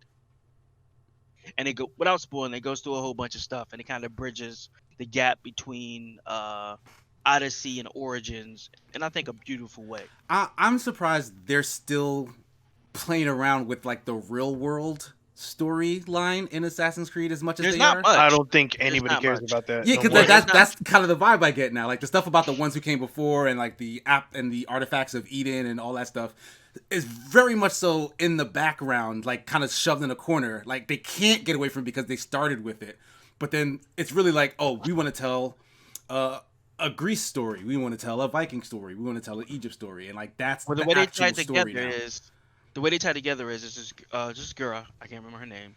I mean, I don't feel like I don't want to spoil how they tie together because I feel like.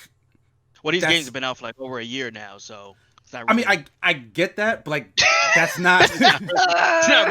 It's not really a spoiler. No, but what I'm saying is like it feels inconsequential. It's like an afterthought the way they seem to be tying. Oh, I'm talking about the real world stuff. Yeah. No, he's not talking about DLC, bro. He's talking about the real world stuff. Yeah, like the fact that there are real people going in other people's memories. Like that's the backbone of Assassin's Creed. Like I feel like they've thrown all that to the background. Jeff is trying to explain how that ties together, though. Yeah, but like I feel like it's not important. Like they went away from it. I want to hear it, Jeff. Bring it up. I know. I want to hear it, Jeff. Go ahead, Jeff. Dang. Casey hates me. So. The one girl, can't remember her name. She's either Egyptian or African American descent. Okay. She finds a way to pretty much jack into any ancestor's memory. I'm sorry. So did you say Egyptian or African American? I can't remember. I just remember. I can't remember. It's been a while since I played it. Probably wasn't African American though. It might have been. We don't know.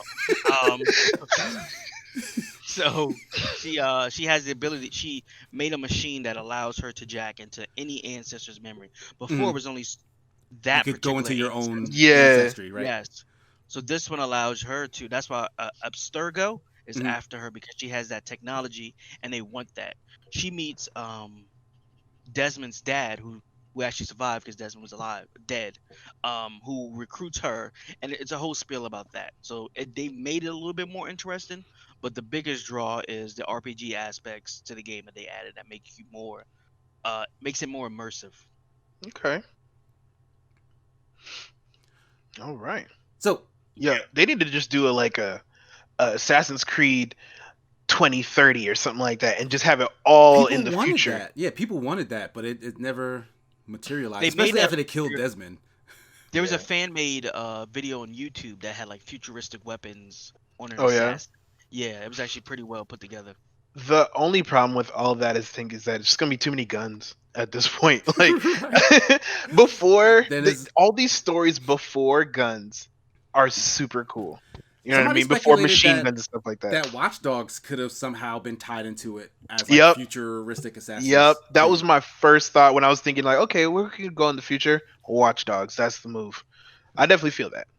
If they did that just because it's such a cool concept, I'd that would be a dope crossover. Yeah, that would be an amazing crossover. Like the main character of the next Watch Dogs the next Watch Dogs is Legion, but like say the one after that, right, just happens to also be an assassin.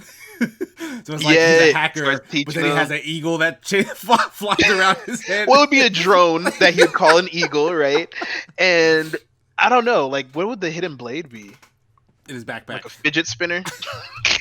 Oh my god! All right, let's leave this away with blades on it. I'm trying to update it. A hidden bladed fidget spinner. That's terrible. All right, so that's a good abrupt stop to the street talk. Thanks. Just doing my job. A little bit of an update to some more somber news was, remember The Last of Us 2 basically got postponed indefinitely, like had no release date. But in a weird turn, just a week after, apparently the PlayStation blog announced that it's going to be coming out just a little later. What was it, like a week or 2 weeks later? July 17th? Next month. Mm-hmm. So July 17th is the new release date. I'm sorry, June 19th is the new release date for The Last of Us 2. And then we also got a release date for Ghost of Tsushima, which is now July 17th. Yep. Mm-hmm. So we were talking about how this may end up being a PlayStation 5 game. Why do you think they went from we don't have any date, we don't know whether this will come out anytime soon, to, you know what, it's just a couple of weeks? Any speculation on that? Maybe somebody started looking online at what fans were thinking. And maybe they're like, oh crap, no one's hyped for they don't know anything about what we're doing. They don't know what games we got. We got to give them something. I think someone finally just panicked and said that. I honestly don't know. So do you think that points at The Last of Us 2 being done or near done, and that they were maybe trying to just hold it because of maybe sales would suffer based on the product line of of just people going out and being able to get the game, I guess? Because you can still release it digitally and maybe recoup whatever you're planning to do with this game release, right? Because they already have a ton of PS4. This is a PS4 game, period.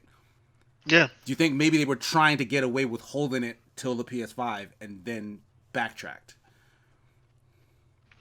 I think so. I think they wanted to release at the same time, both platforms, and decided that might not be possible. And so they're like, okay, we'll just do this.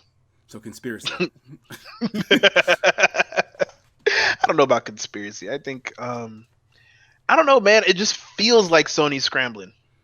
It does. The controller drop, the non-educational, or I should say super educational TED Talk they had. Extra educational. Yeah. And the fact that that's still the biggest thing that we have to talk about from Sony. Like, that is the biggest thing. It's been like a month, right? There's some change? Yeah, it's been about a month. Like, the controller was like maybe 3 weeks ago? Maybe 3 weeks ago.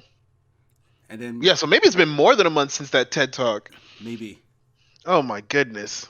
And unfortunately, we still, like, this is something, and even if you go through, like, the blog comments, though people were obviously, ragging on them, a lot of people were like, oh, thank you for telling us this. We now have something. Thank you for this update. So they are hungry for information. And it's very clear that PlayStation has it. It's just, what are you waiting for? Yeah, like what exactly are you waiting for? Because we want it. They want it. And I mean, and the interesting line that I took from that blog was, as we begin to see an ease in the global distribution environment. Like, what exactly? Where? What ease are you possibly talking about? What is Corona that? ain't stopped yet, as far as I know. Yeah, that. What? Yeah, and what actually, ease? we got killer bees now, which is on top of coronavirus. Yeah, we got mutant bees now. Mutant bees came to North America. If anything, distribution should slow down again. Wow. So, and it's like, and I guess maybe because I've been on that side releasing a press release or updates, things like that, it's just this is just filled with such useless words that they had to highlight the actual parts of this statement that actually mean something. Yeah, which is, the way it's written. Like, right? It's like blah blah blah blah blah blah blah blah blah. June 19th, July 17th. We don't care about anything else. Like, the rest of it was just speculation, really.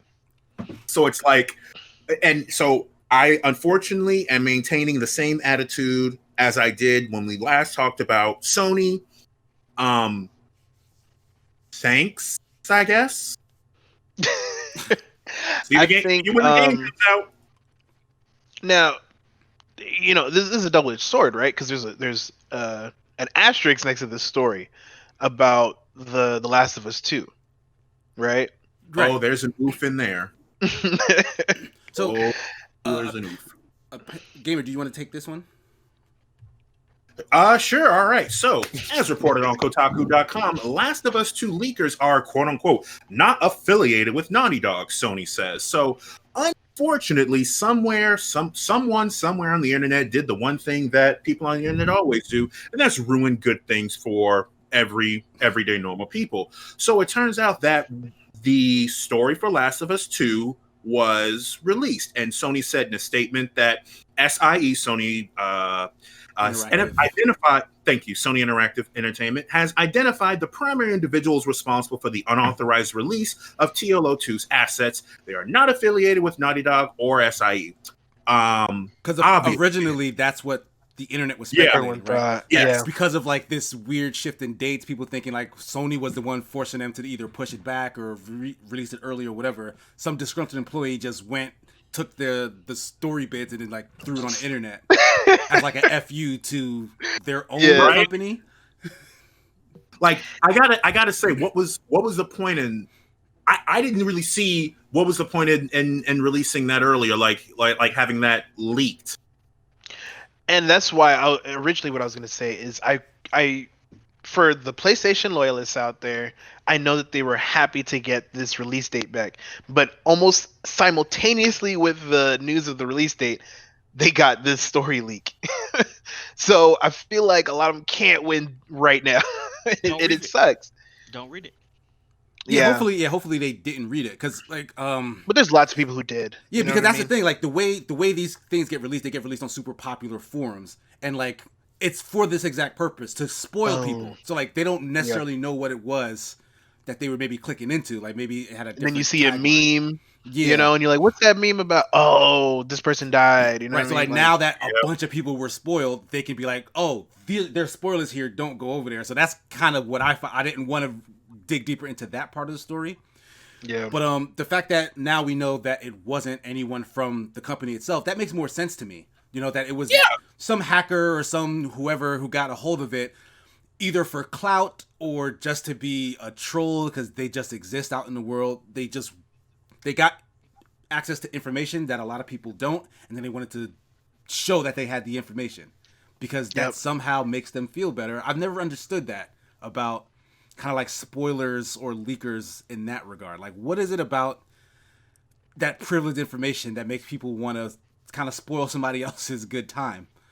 I think it's not so much I had the information, it's that I have something that I know you want, So in so many words, maybe it's a play of power. Like, I have the ability to make this person have a bad time because they're looking forward to this one thing, and I'm gonna ruin it because I can. It's trolling on a large level. Right. I'm gonna. It's unfortunately, it's kind of why I play GTA solo, because I could be minding my own business, doing my own thing. Next thing you know, an oppressor blows me up for no reason, just because they can, because they can. And this is a perfect example of just because I can. No one, like, I bypassed whatever system, and now I'm able to ruin things for people on the internet, because I can. And because I don't know who those people are, right? So like there are no repercussions coming my way, except there is legal recourse for someone outside of a company, getting access to and then releasing confidential stuff like this, right? Oh yeah. Yes. These dudes are like done, son. They're not making a dime. Especially if Sony is saying that they've identified who these people are, then exactly, like, we caught them boys. Right? Oh yeah. I would love to see these guys get out of it. That would be a legal acrobatic act. That would be gorgeous. It sounds like they're about to get fried. They're about to get fried.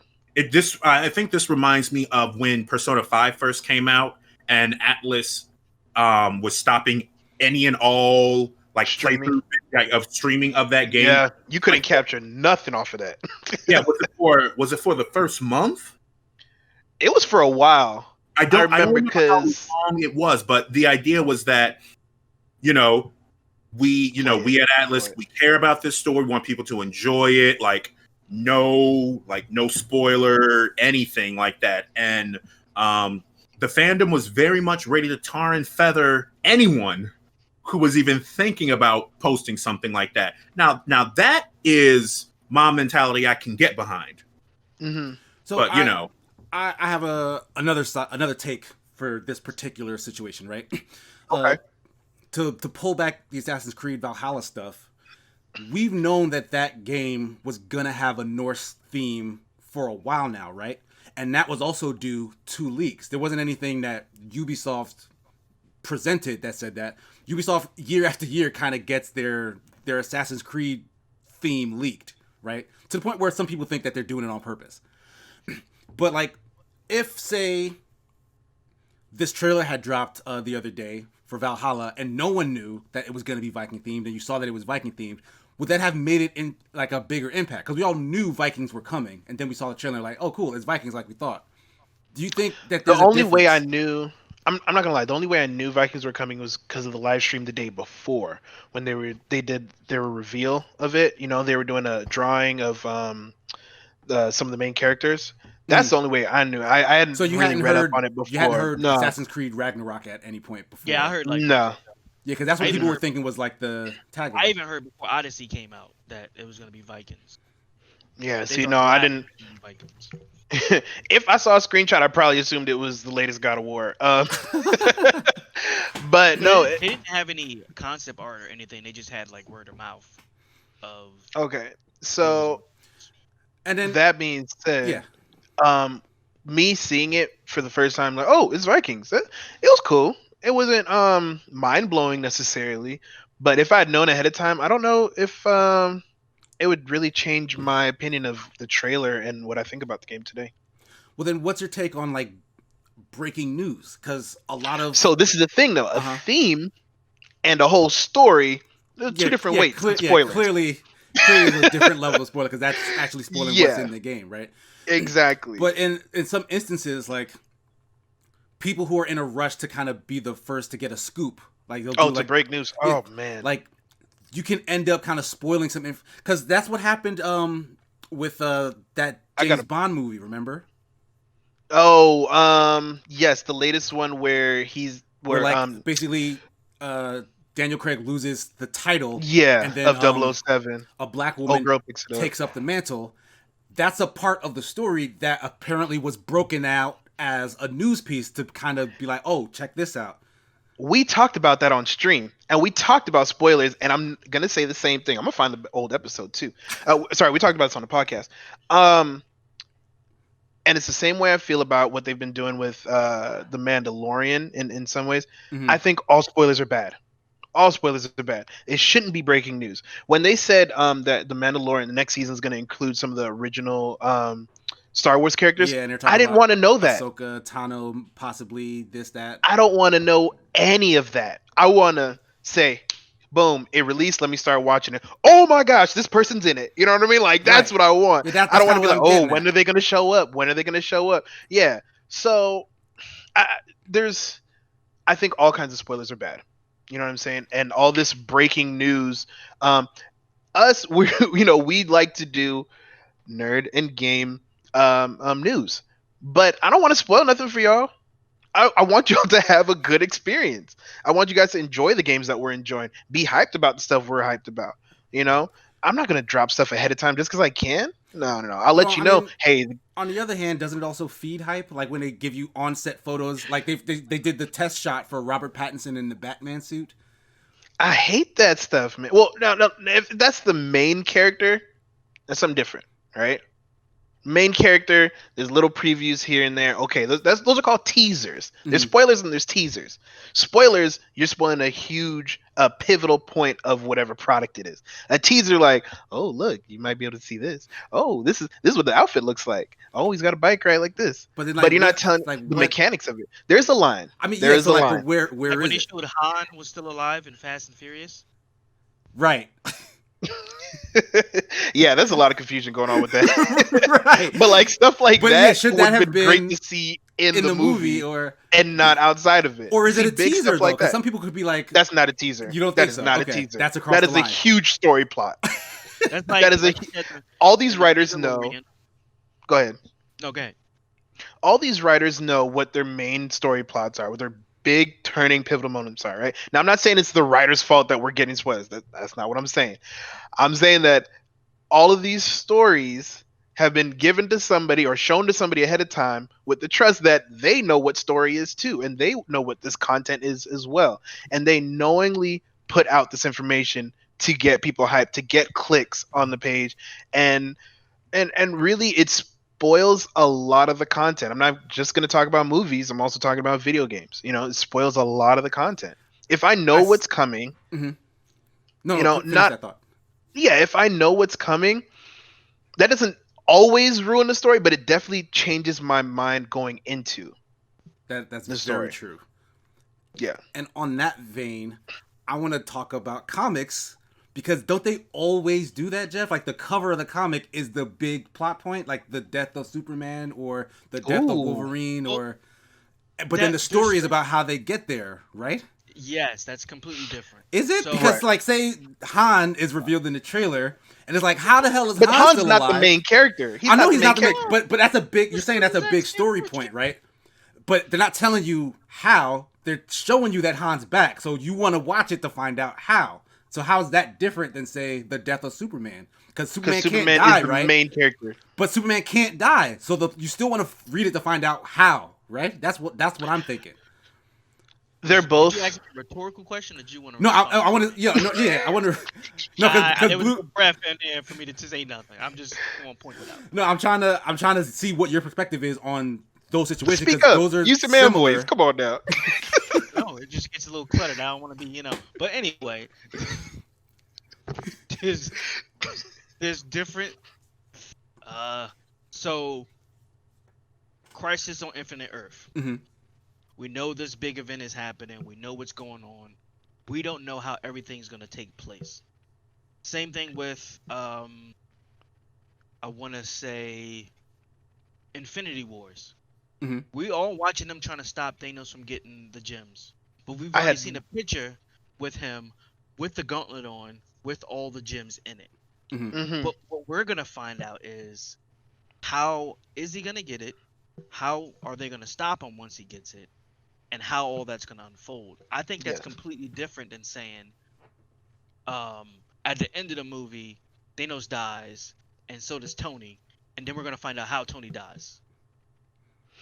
I see what you're saying. You get what I'm And you're saying? saying that the spoiler. I mean, because for half of it, yeah. But then the other half, it's the same thing. Because you could then make it be like, we find out that Tony dies in the end of this movie, and then we're going to find out how. Well, there's been movies like that where They start off with a death or something like that. Yeah. I mean, so yeah, that's kind of like in the backwards final storytelling. Crisis for the CW, it says Flash is gonna die in Crisis. And the Crisis Wait, is a Flash. So wait, how do you know that Flash is gonna die? The Monitor tells him that. The Monitor. So that's something in the show, plot. right? That's a story plot. Something in the show, yes. So yeah, well, that's in the show. I'm saying it tells you that in the beginning, like before that season even starts, the Monitor comes and says, "Hey, there's a crisis coming in. You're not going to survive it." That's not spoiler. That's part of the show. I That's part of his mindset now that he knows he's going to die. Yeah, because so you're watching him deal with that. Yeah, he's going to spend the whole whole time trying thing. to get around that. To me, that's the same thing. It's like an Easter egg at the end of a movie because this happens before that season takes place. But that's part of the content. We're talking about people, I think reporters. It's just I'm talking about the same. He's talking about comic book covers. I'm saying that's kind of the same thing that they give you.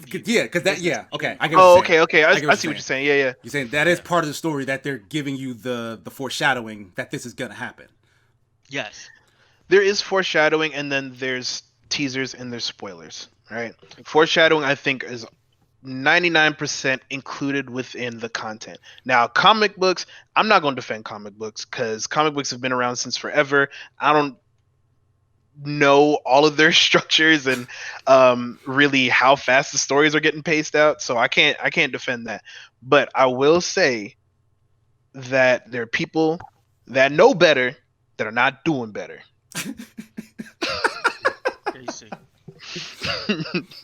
There's people that know better than I did not need to know that original characters were going to be in the next season of Mandalorian. I did not need to know that. If you knew there was a Baby Yoda before the show started, how would it have been as impactful as it was finding out on your own? If I knew that there was a Baby Yoda before.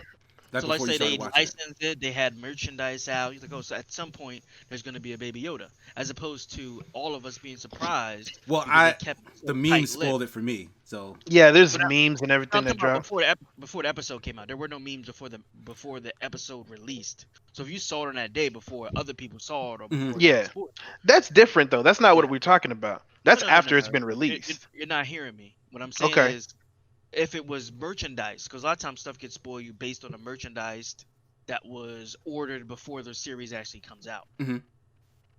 So if that had happened and you knew there was a Baby Yoda somewhere in that show, how would I have known? He's saying if you knew. He said if I know, but okay. Merchandise sometimes. Like, let's say you knew that there was a Baby Yoda, but didn't see any of the Mandalorian yet. Okay. Would you have felt spoiled when he showed up? Like, cause would I have felt spoiled? Yeah, like, is that a big deal that he exists? Yeah. I don't think so. No, I don't think that was a major.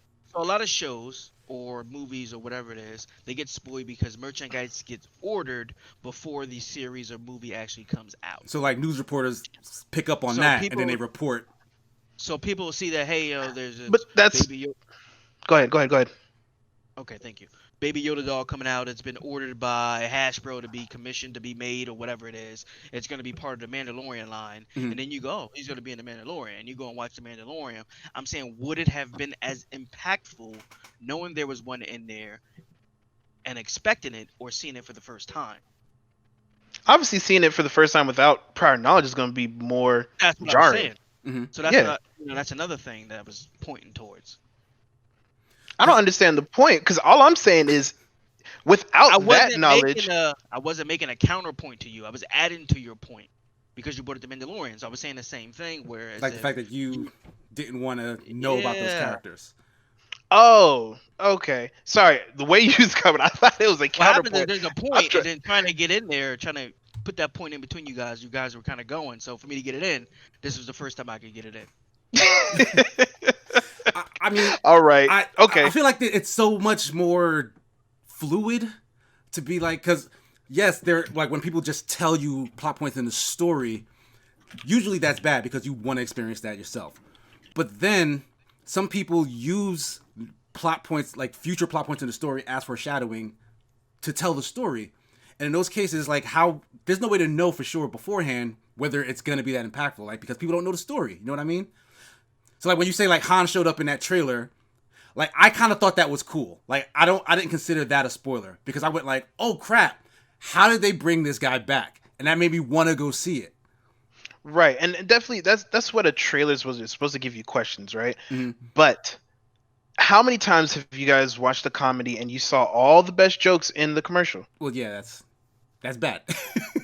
It's terrible. But that's lazy. Yeah. Well, this is what I'm talking about, right? I'm talking about the advertisers. I'm talking about the writers of these articles. That's what I'm talking about, right? Not the content that's in it. And Jeff, like you mentioned before, the merchandise ahead of time can be spoiling, but at the same time, it's who reports this, because not everybody sees the merchandise ahead of time, right? Who's putting out stuff? They a lot of times. Yeah, there's people looking for this stuff. Yeah. Yeah, and they're looking for this stuff for advanced information to leak out to people, which I think is crappy. But then people click on it, so like that's what their incentive is.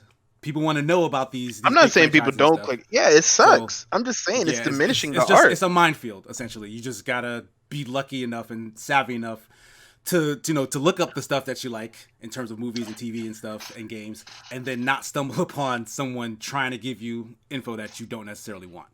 I'm gonna tell y'all something that's real, right? Anytime a new Star Wars movie comes out, I do not watch the trailer.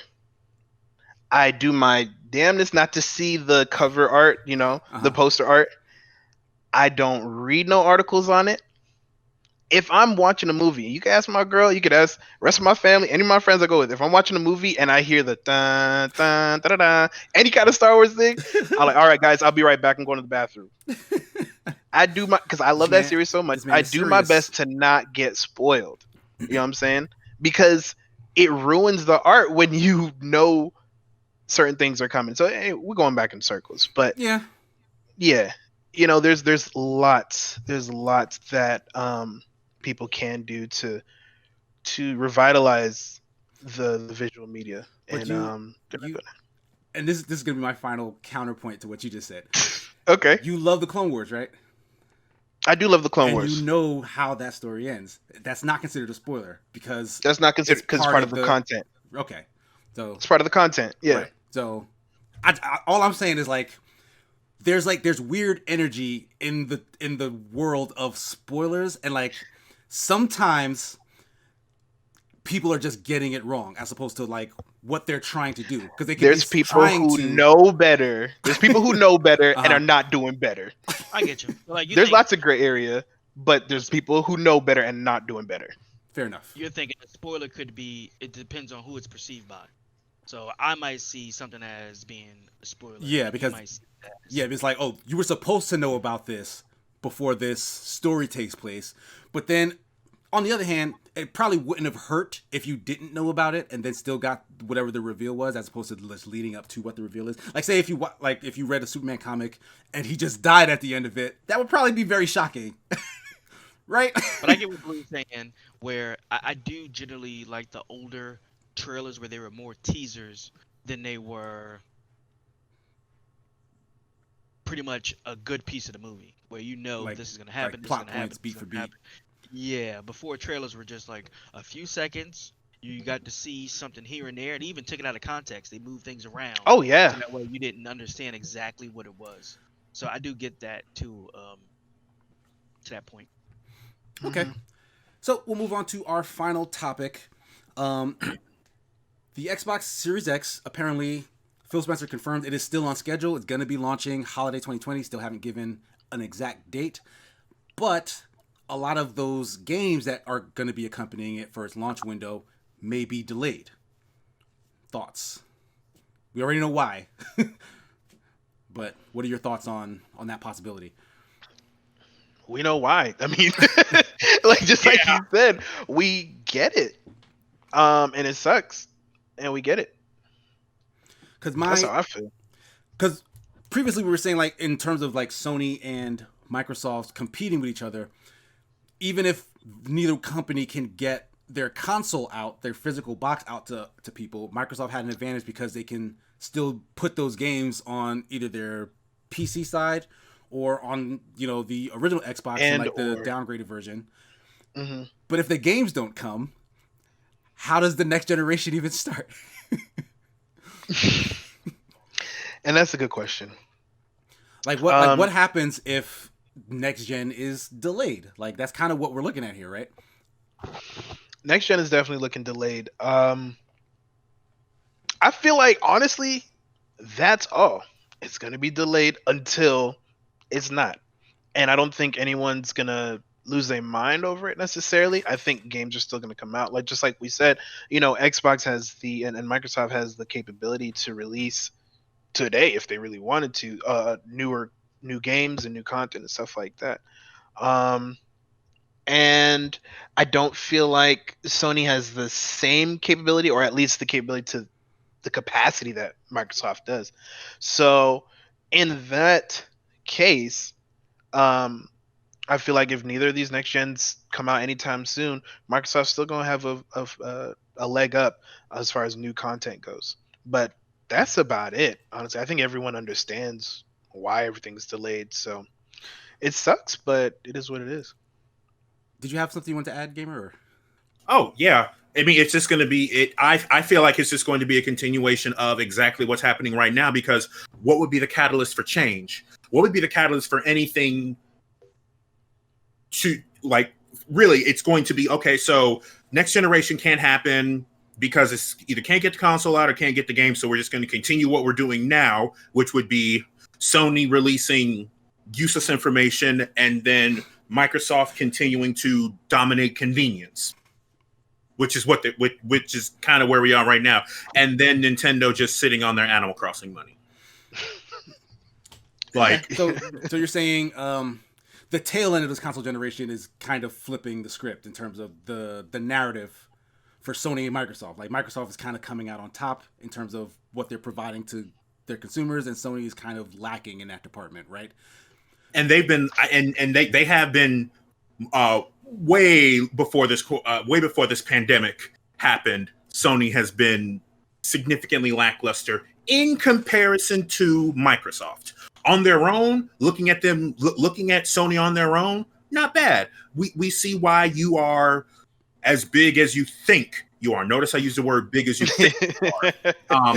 But when you compare it to what Microsoft has been doing, it shows how, if I'm going to take this in a non-bashing approach, it shows what more Sony could possibly be doing, and it raises questions, perhaps, hopefully, to the Sony ponies. Why haven't you been doing this for us? We see that Microsoft has all that over there, but I'm over here on this side just watching. I could use some of that over here. Like, I would do that over here. Can you give that to me, Sony? And then Sony's like, herder, we have another Vita update. We stopped the hackers again. Like, okay, thanks. What about? No, I'm sorry. What about you, Jeff? Oh, nope. I think I said everything.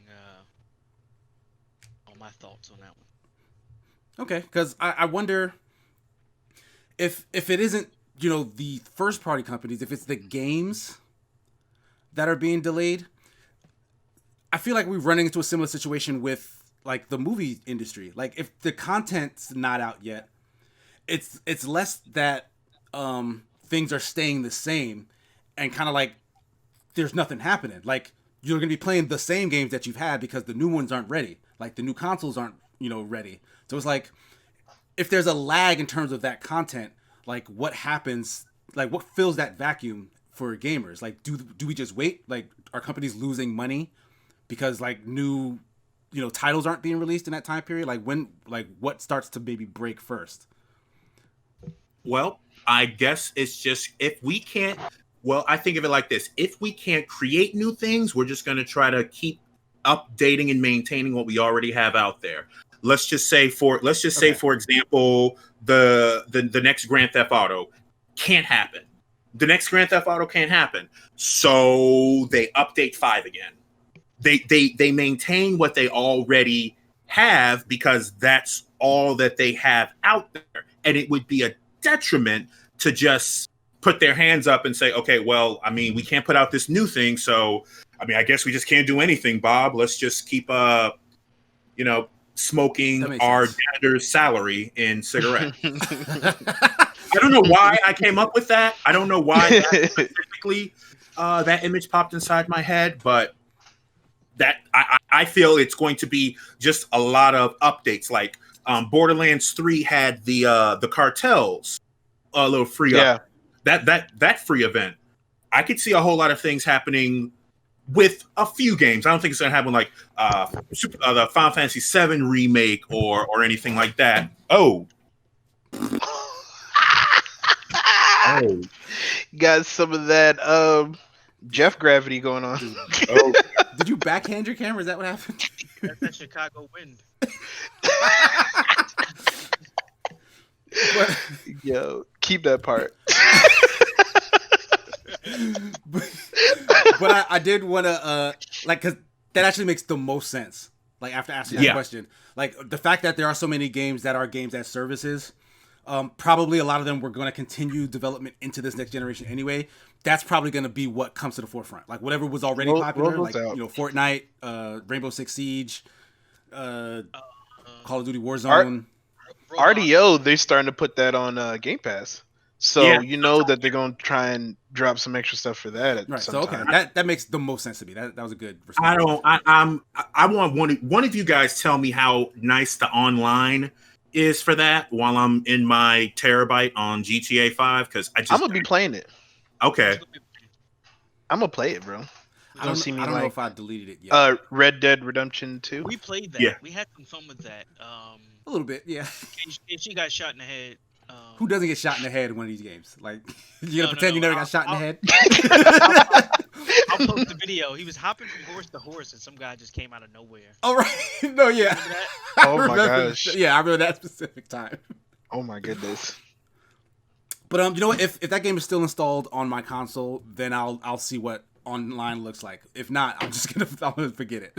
Okay, cool. Okay. Yeah, I'm just looking at it like, oh, okay, so it's GTA and the Wild Wild West. Cool. Yes, it is. So that's going to do it for our topics for this week. Still don't have any new emails in the mailbag, so definitely, please send emails to bbetgaming@gmail.com. You don't have to ask us stuff just about video games. We'll answer questions about, life events, personal things about us, just weird topics that you just want our opinion on. We're open like that. So try your hand at a weird question and see that. Not too weird though. Yeah, not. Don't get disrespectful. That's all. Send me the weird questions. Yeah, send Gamer's personal inbox the most weird stuff, and then just send us the regular weird stuff. He'll filter it down. So, Jeff, where can people find you on the internet? So you can find me at SupermanJeff12 across all social media. That's Instagram, that's Twitter, that's Facebook, that's MySpace, that's Zynga. Yeah. You on blackpeoplebeat.com? Why do you even know about something like that? Yeah. And definitely make sure to hit that subscribe button. Need those subscriptions. I think we need 25 more. Tell your friends, tell your friends' friends, tell your mama, tell your daddy, tell your sugar daddy, whoever you need to tell. Hit that like button so we can get subscriptions so we can let them know. Start monetizing. Gamer, what about you? Where can people find you if they're looking for you on the internet? You can find me at startbuttonreview.com. I am also on almost all social media platforms as SBRMRGAMER. On Instagram, there is an underscore between SBR and Mr. Gamer. I have my podcast, which is SBR Reports on Spotify. I've been responding to some messages. I actually got a DM on Twitter, which only brought my anxiety up a little bit, but then I remembered, I asked people to contact me. Hi. That was so that was the thing. So yeah, definitely keep that up. That was refreshing. Cool. Sweet. Blue, what about you? Where can people find you on the internet? It's your boy Blue Bones BLUB0NES. You can find me with that tag on Twitter, Instagram, Facebook, Play with Blue Bones, PlayStation, Xbox. I dropped the XB, yo. I know. Yeah. I know. Now hold on. I dropped the XB. Hold on. Now that doesn't mean there's no Wakanda forever. You know what I'm saying?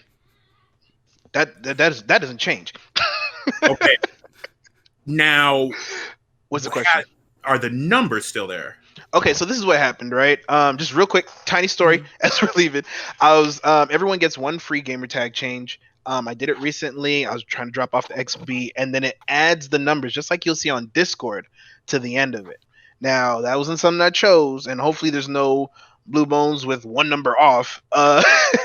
But I'm pretty sure it's still just my unique tag, and all you got to search for is blue bones BLUB0NES. Perfect. Okay. Yeah. And Sigma, where can folks find you? You can find me on pretty much all social media at Sigma Gears 9. You can find me on Facebook at Sigma and Sun. You can find my 3-minute reviews as well as opinion pieces, etc. on escapist.com or escapistmagazine.com, as well as our Sunday night streams, Sunday game night streams. Also wanted to say fairly soon I may be bringing back what I used to call the lag discussions that I did prior to working for Escapist. Here for the BBET's YouTube channel. It's going to go by a different name, clearly. But just keep a lookout for that in the future. I've already written something and have some other ideas for like topics that I'll discuss in the future. It's just when I get the free time to kind of start producing those, I'll put them out as they come. So like it probably won't be on the schedule anytime soon, but just kind of keep that on the radar for the future. But that's pretty much it. I want to thank my 3 co-hosts once again for indulging in this podcast on a regular basis. I want to thank everyone for listening at home, everyone for watching on YouTube. That's going to do it for episode 44. 44. BBET GamesCast. Thanks, everybody. Peace. Adios.